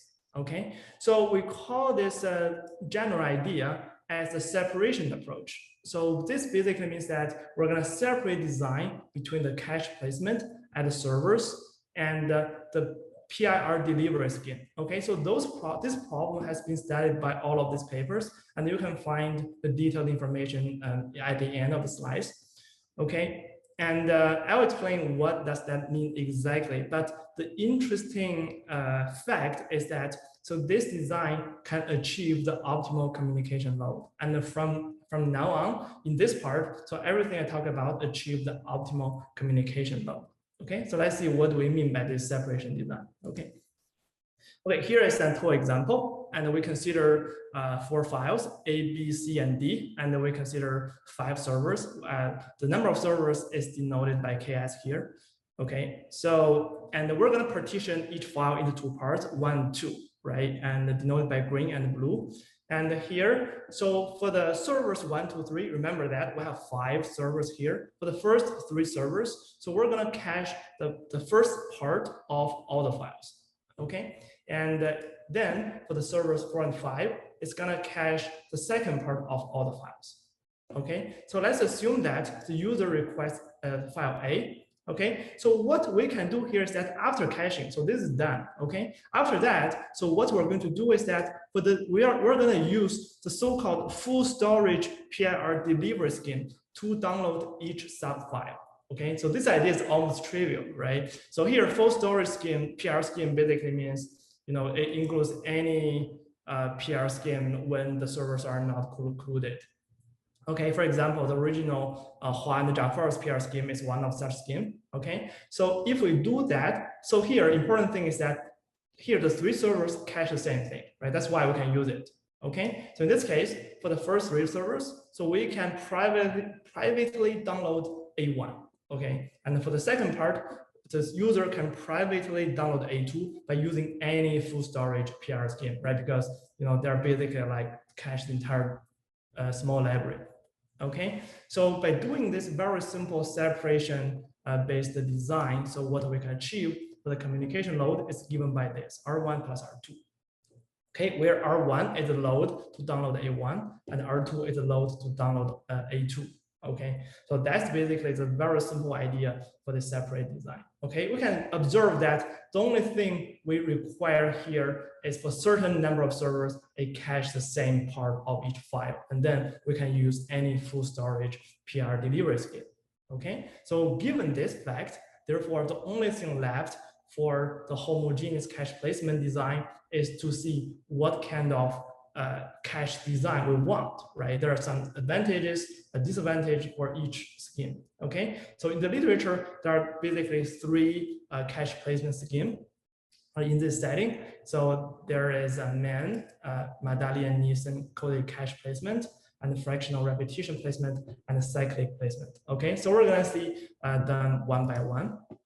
All right, so the MAN placement is actually a very natural idea here because for the PIR delivery scheme is very symmetric, right? And for the MAN scheme, you cannot find other more symmetric scheme, right? So symmetric. Therefore, this is kind of a natural idea. And this was introduced by this paper. And actually, this is their journal version. And they have this scheme in their conference very much earlier than this. Okay, and then before going to detail of the cache placement scheme, so let's see the communication load here. Okay, so the communication load is given by basically this formula where T is the normalized total memory in the network, right? The summation of all the mu-ins, or this equals to the ratio between the total memory and the library size. Okay, very good. And so as Hua said, he didn't write this formula down explicitly, but if you let the memory as m equals to n, then this formula will go back to the full storage PIR scheme. Okay, we have this nice structure here. Okay, very good. And so the nice thing about the scheme is that besides it can achieve the optimal load, which is this formula, then it can also have no any requirement on this quantity. We're gonna see this is kind of important. So there's no requirement for Ks over T, okay? And then we can see the subcapitalization level in this case is basically Ks choose T, right? So that's basically the main typical subcapitalization for man placement scheme, right? So in this particular example where we consider 5 servers and T is 3, then we can compute F is 10. So we need 10 sub packets per 5, right? Okay, so then the next question is that how can we design the cache, which is trivial, right? So basically we just keep doing this. Each color basically means a special part of each file. And if we keep doing this, and then we're done. So this is the cache placement. Okay, very nice. And so then what is the disadvantage of this scheme, right? The biggest disadvantage of the scheme is that we need so many number of subfiles per file, right? We need this number, okay? So the question is that, can we improve it? Because it already achieve the optimal load, right? So can we achieve on this? So it turns out that, yes, we can. Okay, the way we can do this is to use the so-called fractional repetition placement that has been used in the grid encoding and in other literature as well, right? So in this case, so what we do is as follows. So basically we can partition each file into this number of packets. You can see that, so the improvement is huge, right? So we improve from K choose T to Ks over T, right? We have very big improvements. And in this case, so what we can see is that F is 3, if you consider Ks is 6 and T is 2, and then the cache is just like this, right? It's the first part of each file, and the second part of each file, and third part of each file, right? Like our toy example, very simple, okay? And but the problem for this design is that we need this guy to be an integer. Okay, how can we relax that? So typical, right? Still, we use what is proposed in the grid encoding paper. We have this cyclic placement. Okay, for the cyclic placement scheme, so we have exact same condition, same result, same requirement for compared to the man placement, but we reduce the subcapitalization level from K choose T to Ks to Ks precisely. Okay, so now we consider the same example as we used before. We have Ks is 5, T is 3, and then in this case, F is 5. Okay, because F equals to Ks, and then so the cache placement is the cyclic placement, right? We just do this cyclic way, okay? And then we're done. So we can see that we can achieve the exact same communication load and have the exact same requirement, but with a much smaller subcapitalization level, okay? Which is kind of nice.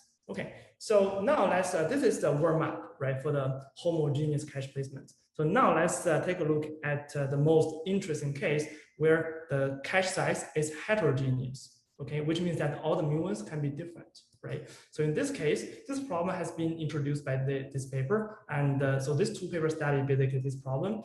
So surprisingly, so here what we use is still the separate design. Okay, it's sort of very similar idea as the homogeneous case, right? We design the cache independently, and then any PIR scheme can be used there, which can achieve the optimal load. Okay, so surprisingly, in this case, so this is the optimal load we can achieve, right? And if you remember, so this is the same formula that we have seen before for the homogeneous case, right? So this basically means that the heterogeneous setting for the memory will not hurt us at all, okay, in terms of the communication load, right? So next question is that whether this will hurt us in terms of the subcapitalization. Okay, so it turns out that the answer is no. So it will not hurt us even for the subcapitalization. So actually, by careful design, we can achieve at most the subcapitalization level is number of servers.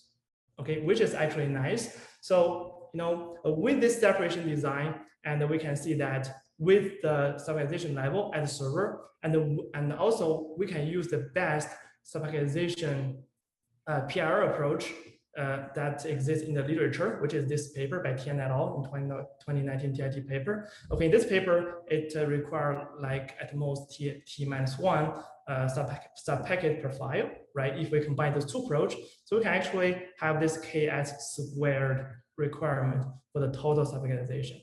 Okay, so although it's still a square, but it's relatively practical, and we can actually use that in the practice. Okay, given the condition that the server do not collude, right?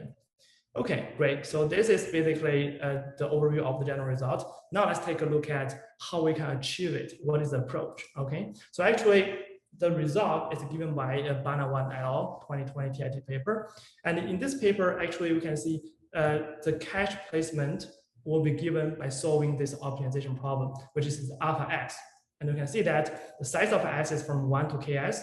And we need to find all the subset S with this size, right? You can see the solution of this optimization problem is not trivial, okay? So actually, by using some relaxation approach, so the authors in this paper can show that optimal load is given by this formula, which is what we have seen before, right? But in terms of explicit cache placement design, it only solved for when KS is three server case, right? Because the problem is not trivial to solve. Okay, so we took another approach, and actually we find a general solution for the cache placement in this problem. And our approach is called the feeding algorithm. Okay, so now let's take a look at what do we mean by that.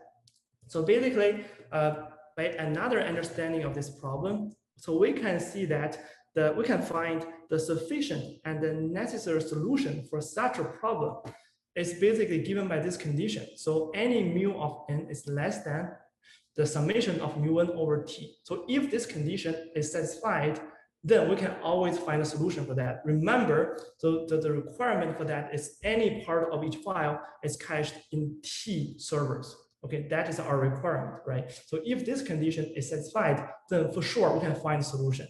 Okay, and we can see in our problem, this condition is satisfied automatically because the summation of mu n of mu I in this case, so that's basically t, right? Therefore, this guy is 1, and mu1 is less than or equal to 1 is by default. It's given in the problem setting.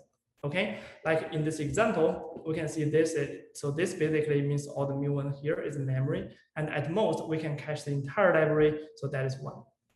Okay, so now the interesting part is that we can somehow use this condition iteratively to design an algorithm. Okay, so that's pretty interesting. Let's see how we can do that. Okay, so now let's focus on this example. We have 6 servers and T is 4. Okay, so the solution is like that. Okay, so now let's see how we can achieve it. So basically, in the first step, so what we do is that we find T servers. Okay, so in this T servers, we find the server with the smallest memory, 0.3, and also the T-1 servers with the largest memory, which is this 3. Okay, and then given that, we can verify that this condition will be satisfied. Here we use m instead of mu to denote the remaining storage, right? Because we're using an iterative algorithm. Okay, so here in the first step, we're basically fill the memory corresponding to the smallest server. Okay, that's it. But in the second part, let's see what we can do, right? After updating the memory of each server, so this is what we left, right? We repeat the same strategy. So we'll pick the smallest one and the 3 T-1 largest one. Okay, and then what do we do? So can we fill 0.4 here, right? If we do that, then we're not going to, we cannot continue anymore. Okay, so what we're basically doing here is to fill 0.2 here. How we get this number? So actually, this number depends on the relation between the total memory in the network and then minus this 0.5. Okay, and then we can show that this will always work. If we do this, so this condition will be always satisfied. Okay, so in the next step, we update our memory, and then here we find these 4 servers, right? And then we do not fill 0.2 instead of fill 0.1. Okay, and the next step is to fill 0.1. Okay, and then next step, we can see that we have all 0.3 and we'll fill all of them. Okay, we can see in this way, each part of a file is cached exactly 4 times. Okay, and for any mu, we can find such a solution within less than or equal to ks steps. Right, this is a nice part of this algorithm. Okay, then. Okay, and we find mathematically this could be an interesting problem, right? So we see whether we can use this kind of idea into some other problems. So it turns out that we can. So we apply this idea for the so-called coded storage elastic computing problem with the heterogeneous computing speed, where we use this algorithm to allocate the computation tasks among different workers, okay? So yeah, this is pretty much what we want to cover for the technical part of this topic. And we can see we'll only cover a very small topic where we constrain ourselves to be uncoded at the servers, right? And we do not allow coding and we do not allow collusion, right? So now there are some other works in the literature that consider the cache at the servers. For example, if we do not allow subpacketization, right? We just allow cache entire files. So those work is studied here, and you can find the reference in the end of the talk. And then when we consider coded cache, we have 3 cases, right? One case is MDS coded cache, and we have arbitrary linear coded cache, and also we can have a general coded cache, which means that even nonlinear coding can be used to cache, right? And you can find those papers here, and well, I'm sure that there are many more. For example, if we consider user collusion, there are other works in that domain as well. Okay, so that concludes the first topic of this talk. So any questions?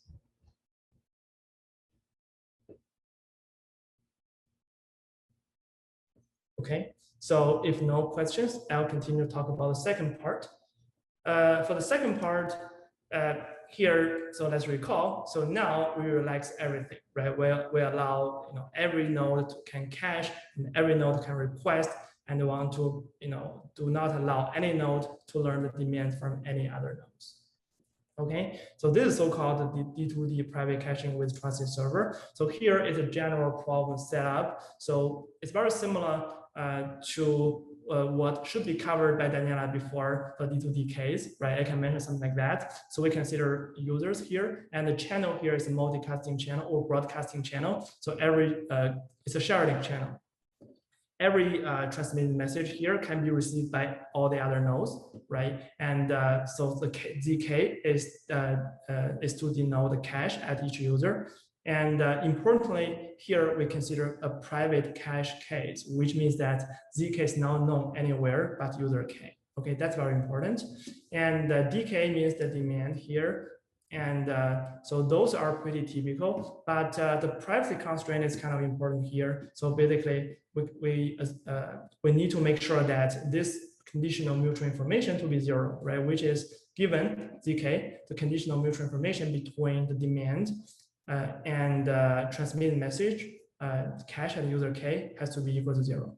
Okay, our goal here is to minimize the communication load R.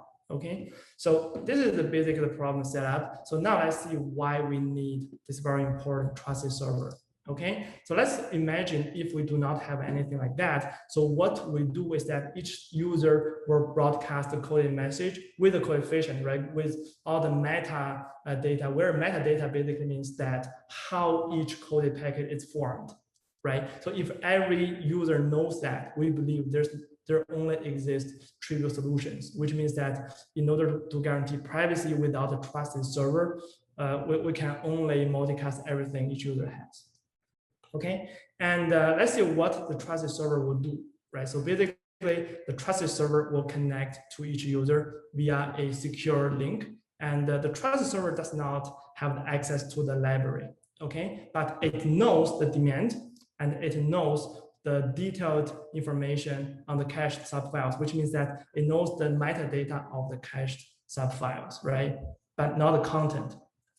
Okay, very good. And for the task of this trusted server, it needs to design the coded packet, right? How to form this coded packet and tell each user what to transmit. Okay, so that's basically what the trusted server will do. And each user will transmit the coded packet together with the metadata, how each coded packet is formed to all other users in the network, right? This is the problem setup.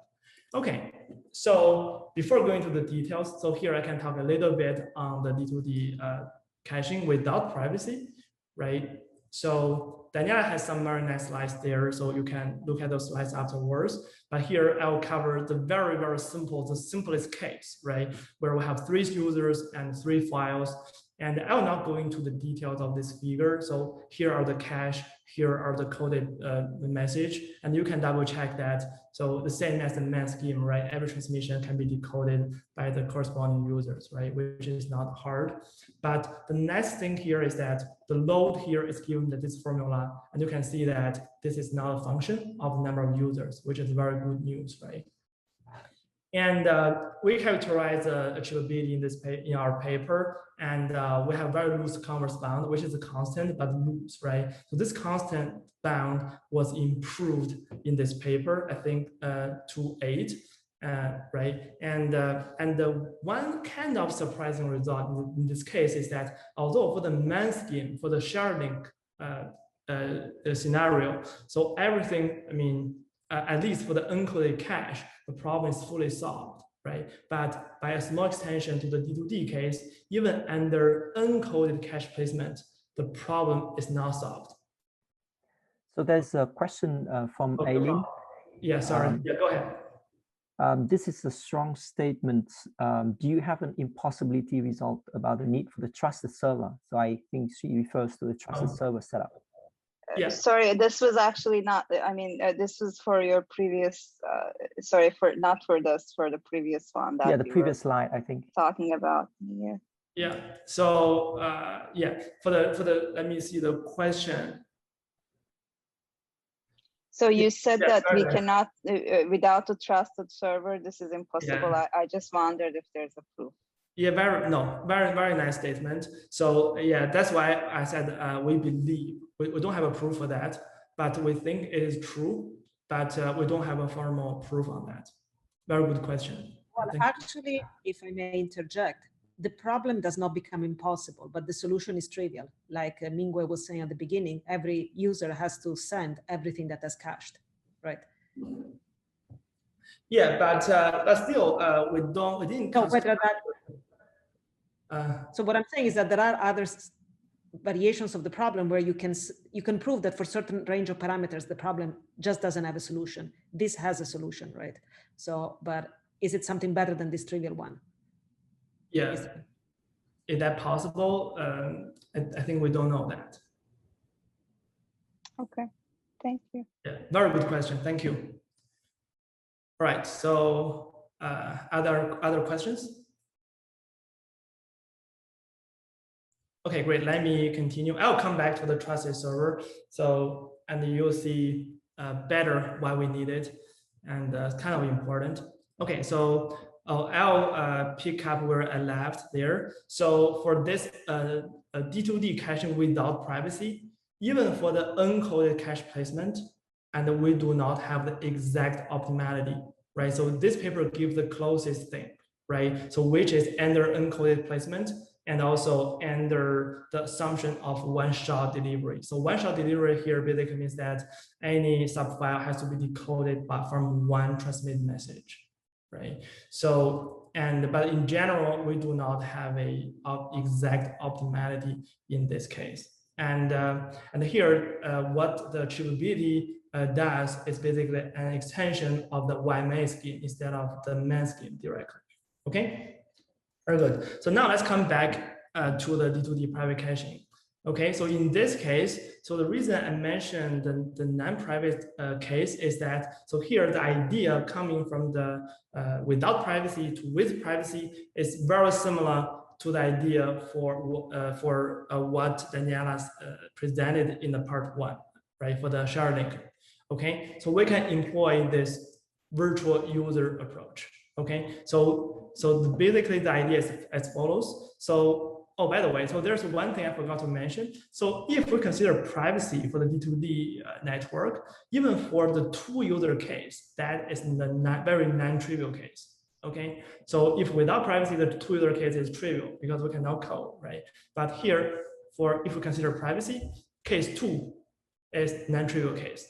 Okay, so what we do here is that, for example, for user 1, so we generate 2 more virtual users like this and that. Okay, and the virtual user B is the real user, so which is identical as this guy.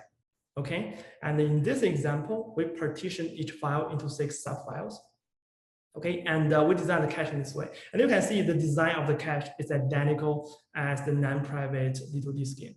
Okay, and in this case, for the user 1, we just need to transmit 1 code word, and for user 2, we just need to transmit 1 code word, right? And you can double check that the scheme will work, and the scheme is symmetric, 1 from A, 1 from B, 1 from C, and without knowledge of the other user's cache, you have no idea what other user ask, right? So this is basically a scheme, very simple scheme.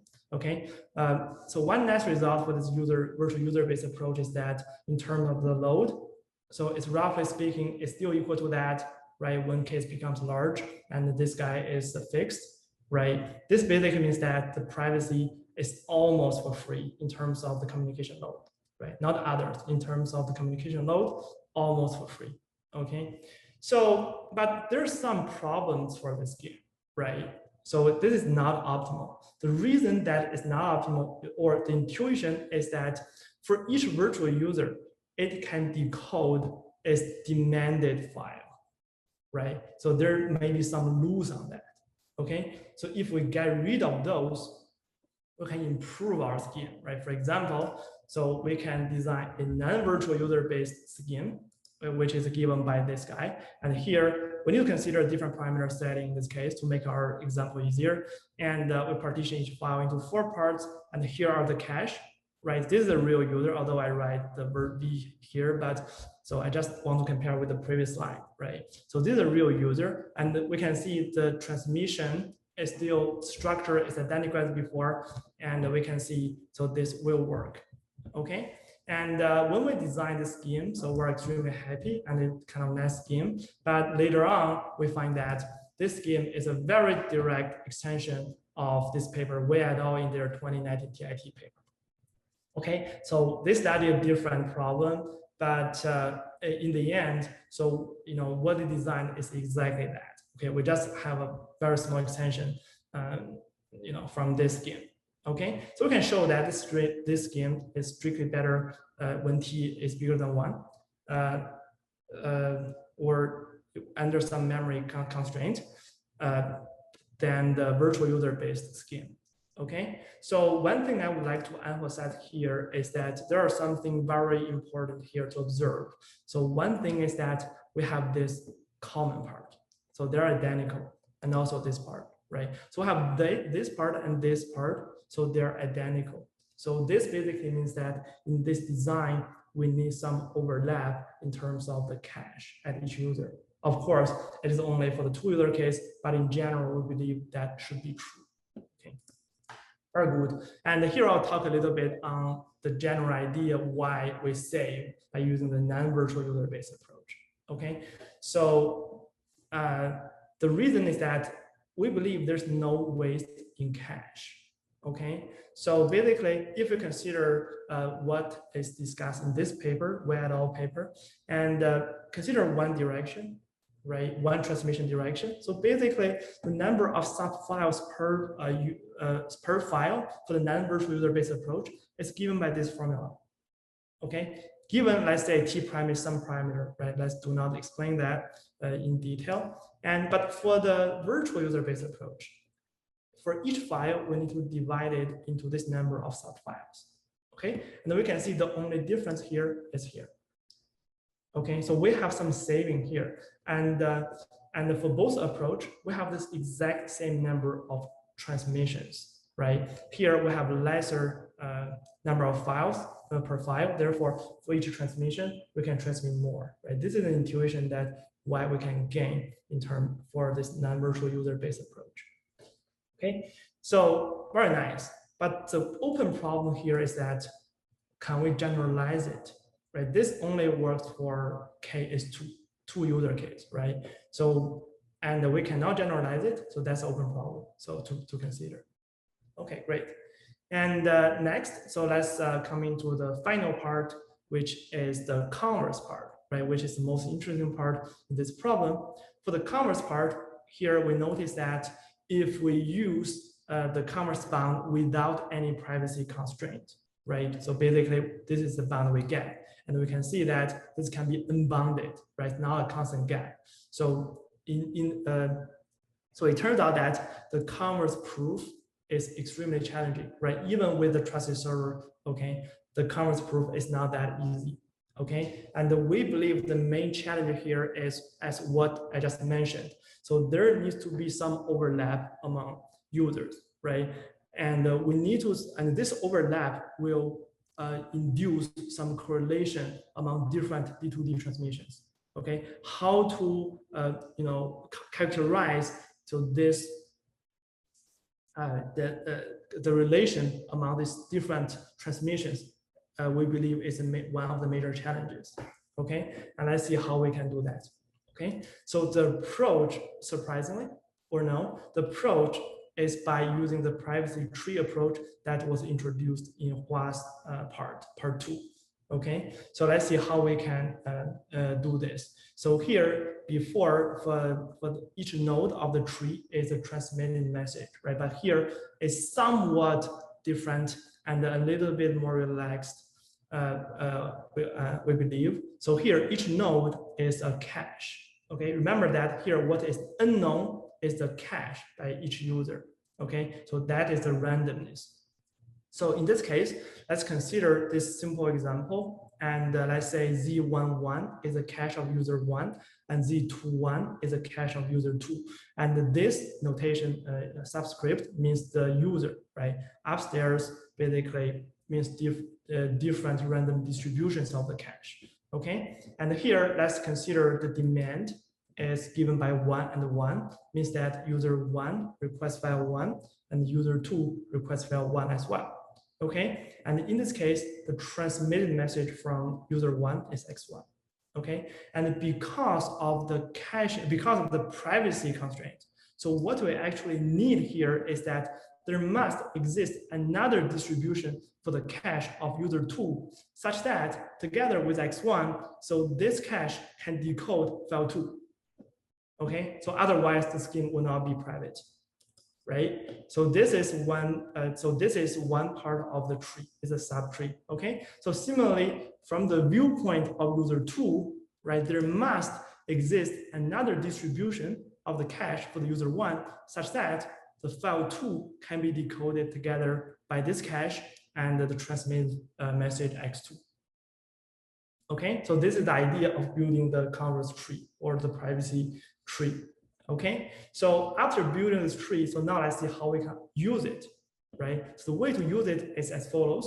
So for the first subtree, okay, so by using some genie-aided idea, which means that we're going to build a super user that has this cache.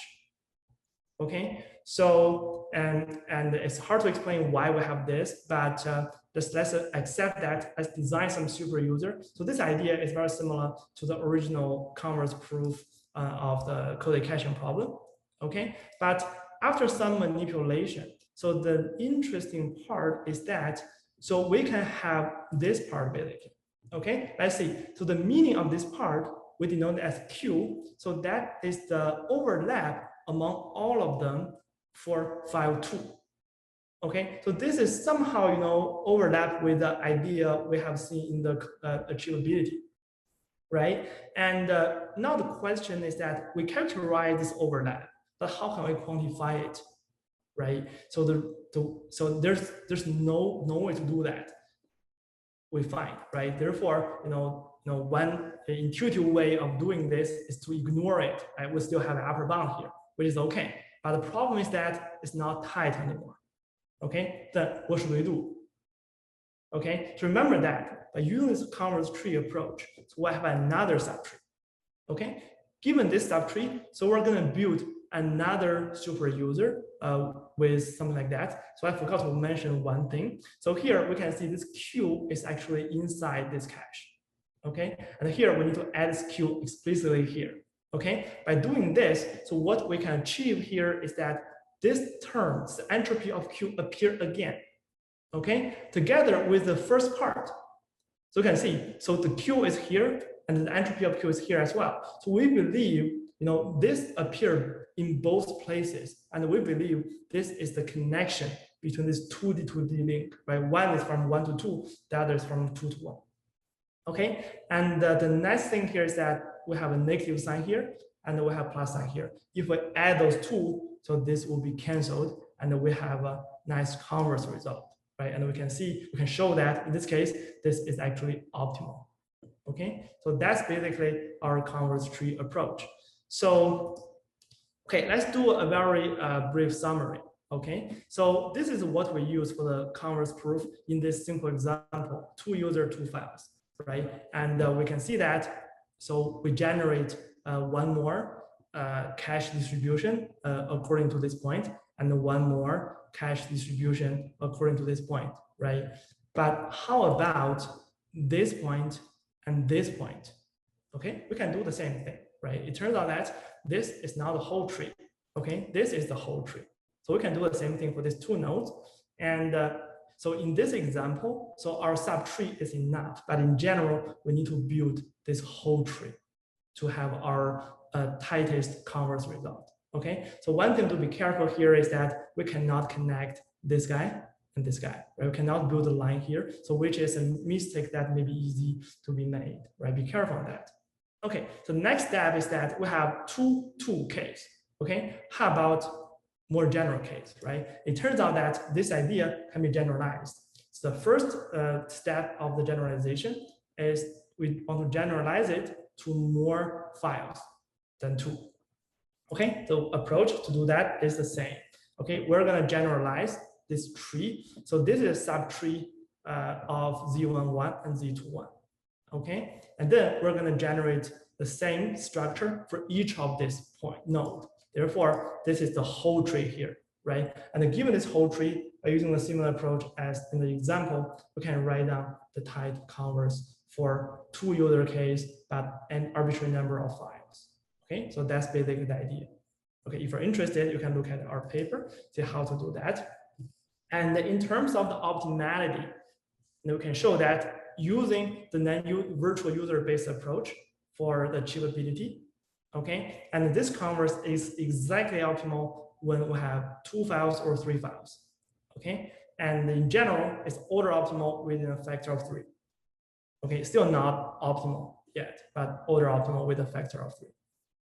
Okay, very good. And the next step is to generalize it to any number of users, right? Let's see how we can do that. So actually, this is again a kind of surprising result. So what we do here is that we group the total users or devices in the network into 2 groups, okay? And in each group, we have k over 2 users. And let's assume k is an even number, okay? And we allow the user to collude, okay? And the reason we need to assume that is that we're gonna use our converse developed before, right? So we consider each group of k over 2 users as a super user. Okay, so now we have a network with 2 super users, and then we will just use the converse developed before, in this case, to develop a new converse.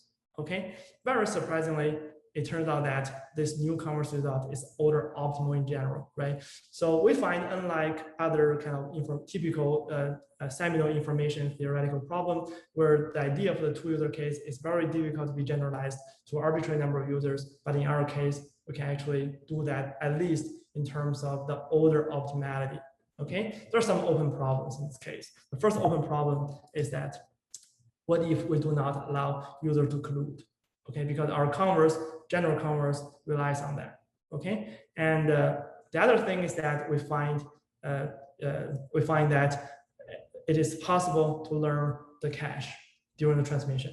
Okay, so is there a way that we can forbid that? We do not allow any user to learn other users' cache, right? Okay, kind of one-shot scheme. Great. So now let's go into some discussions on this scheme, right? There's some other observations. So the first point we want to emphasize here is the coded versus encoded cache placement.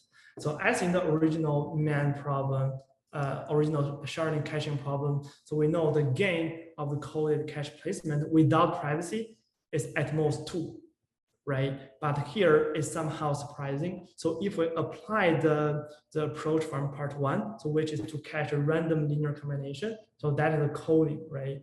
So in that way, if we use that approach here, so actually we can show that the gain in terms of the communication load can be unbounded, right? Which means that the gain between the load between the coded caching and the uncoded caching is unbounded, right? Which is pretty surprising.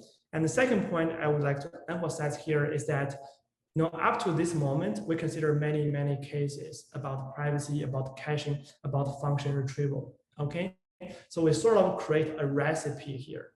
We can combine those. For example, if we consider a distributed network, like in the D2D case, so what if we want to do the private information retrieval?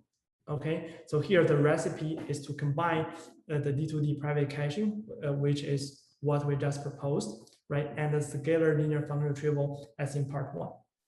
Okay, we can create a new scheme there. Okay, but some problem for this kind of recipe may be the stabilization level. Okay, that can be very high.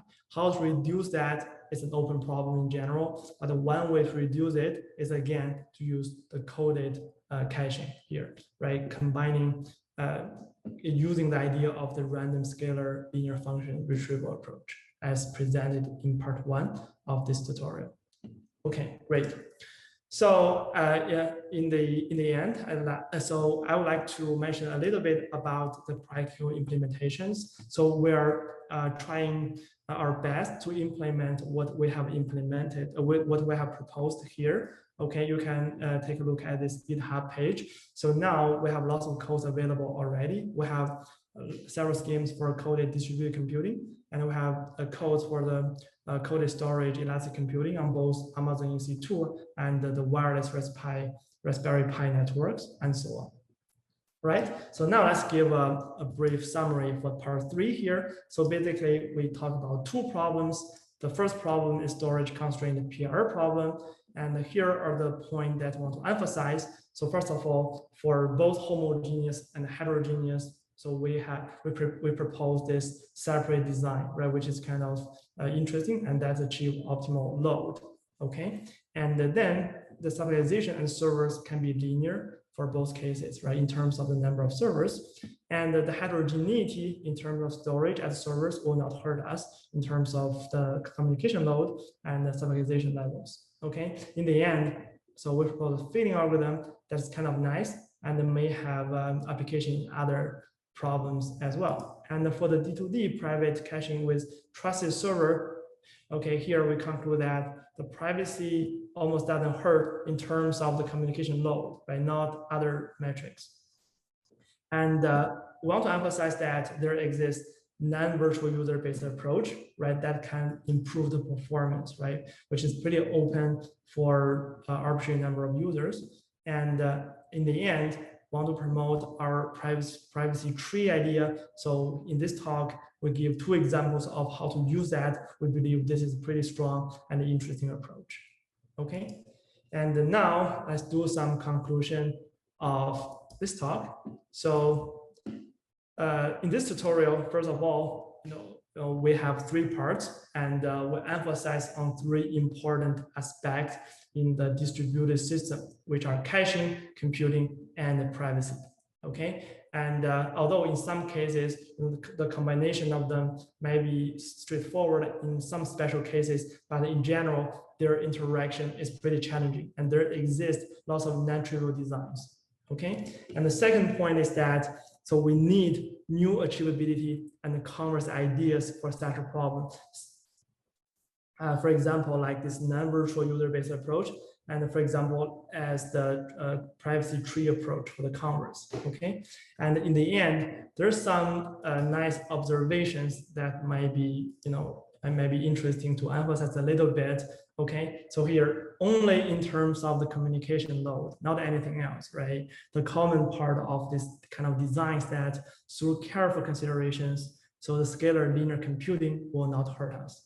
okay, in terms of communication load, right? And the privacy almost doesn't hurt us. And in the end, the heterogeneous will not hurt us as well, at least in those problem settings, okay? So, and this is basically conclude our talk. And here are all the references. So we cover lots of paper, and you can take a look here, okay? And thank you for attending our tutorial. So now let's go to Q&A. Thank you. Thanks a lot, Mingyue.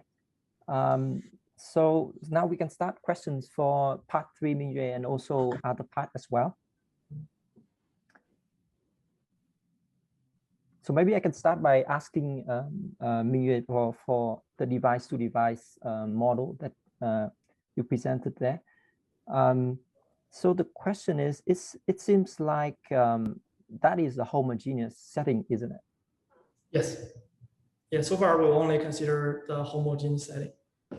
All right, and then the communication load at each device are all the same. Correct. Yep. So I'm just wondering if you extend it to a heterogeneous setting, then probably what I'm guessing is the communication load at each user or server will be different. Yes.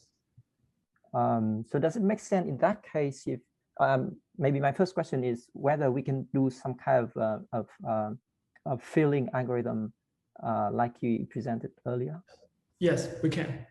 Yeah, actually, we see for the, there's some commonality here, right? The commonality here is that, so what we need to do the filling is that we need to guarantee each part of, so each subfile is cached in certain number of devices, right? Definitely we can use that. Yeah, very good question, yes. And also, okay, so my second question following on that is, so your current definition of the communication load probably is the sum of all of the individual communication load. Right. So probably in the case of heterogeneous, then you can think of the minimax, right? So consider the maximum communication load at each individual device and try to minimize it. So does it make sense to ask that question in that situation? Yeah, I believe so. According to my knowledge, I didn't see much on that direction, but I totally agree it is a valid direction to pursue. I'm not sure how hard that problem will be, but it seems an interesting direction. And it only makes sense in your device-to-device scheme and not in the previous scheme, I think. Right. Yeah. Also, it depends on the communication rate, right? I mean, link rate, right? So if the link rate is identical, right? Therefore, this definitely makes lots of sense, right? If everything can transmit all together, the slowest user, I mean, the user with the slowest link rate will dominate. Makes sense. Right. So I believe that is under different topology, definitely it should be a valid problem. Thanks. So any question from the audience for all three speakers? I think we are perfectly on time.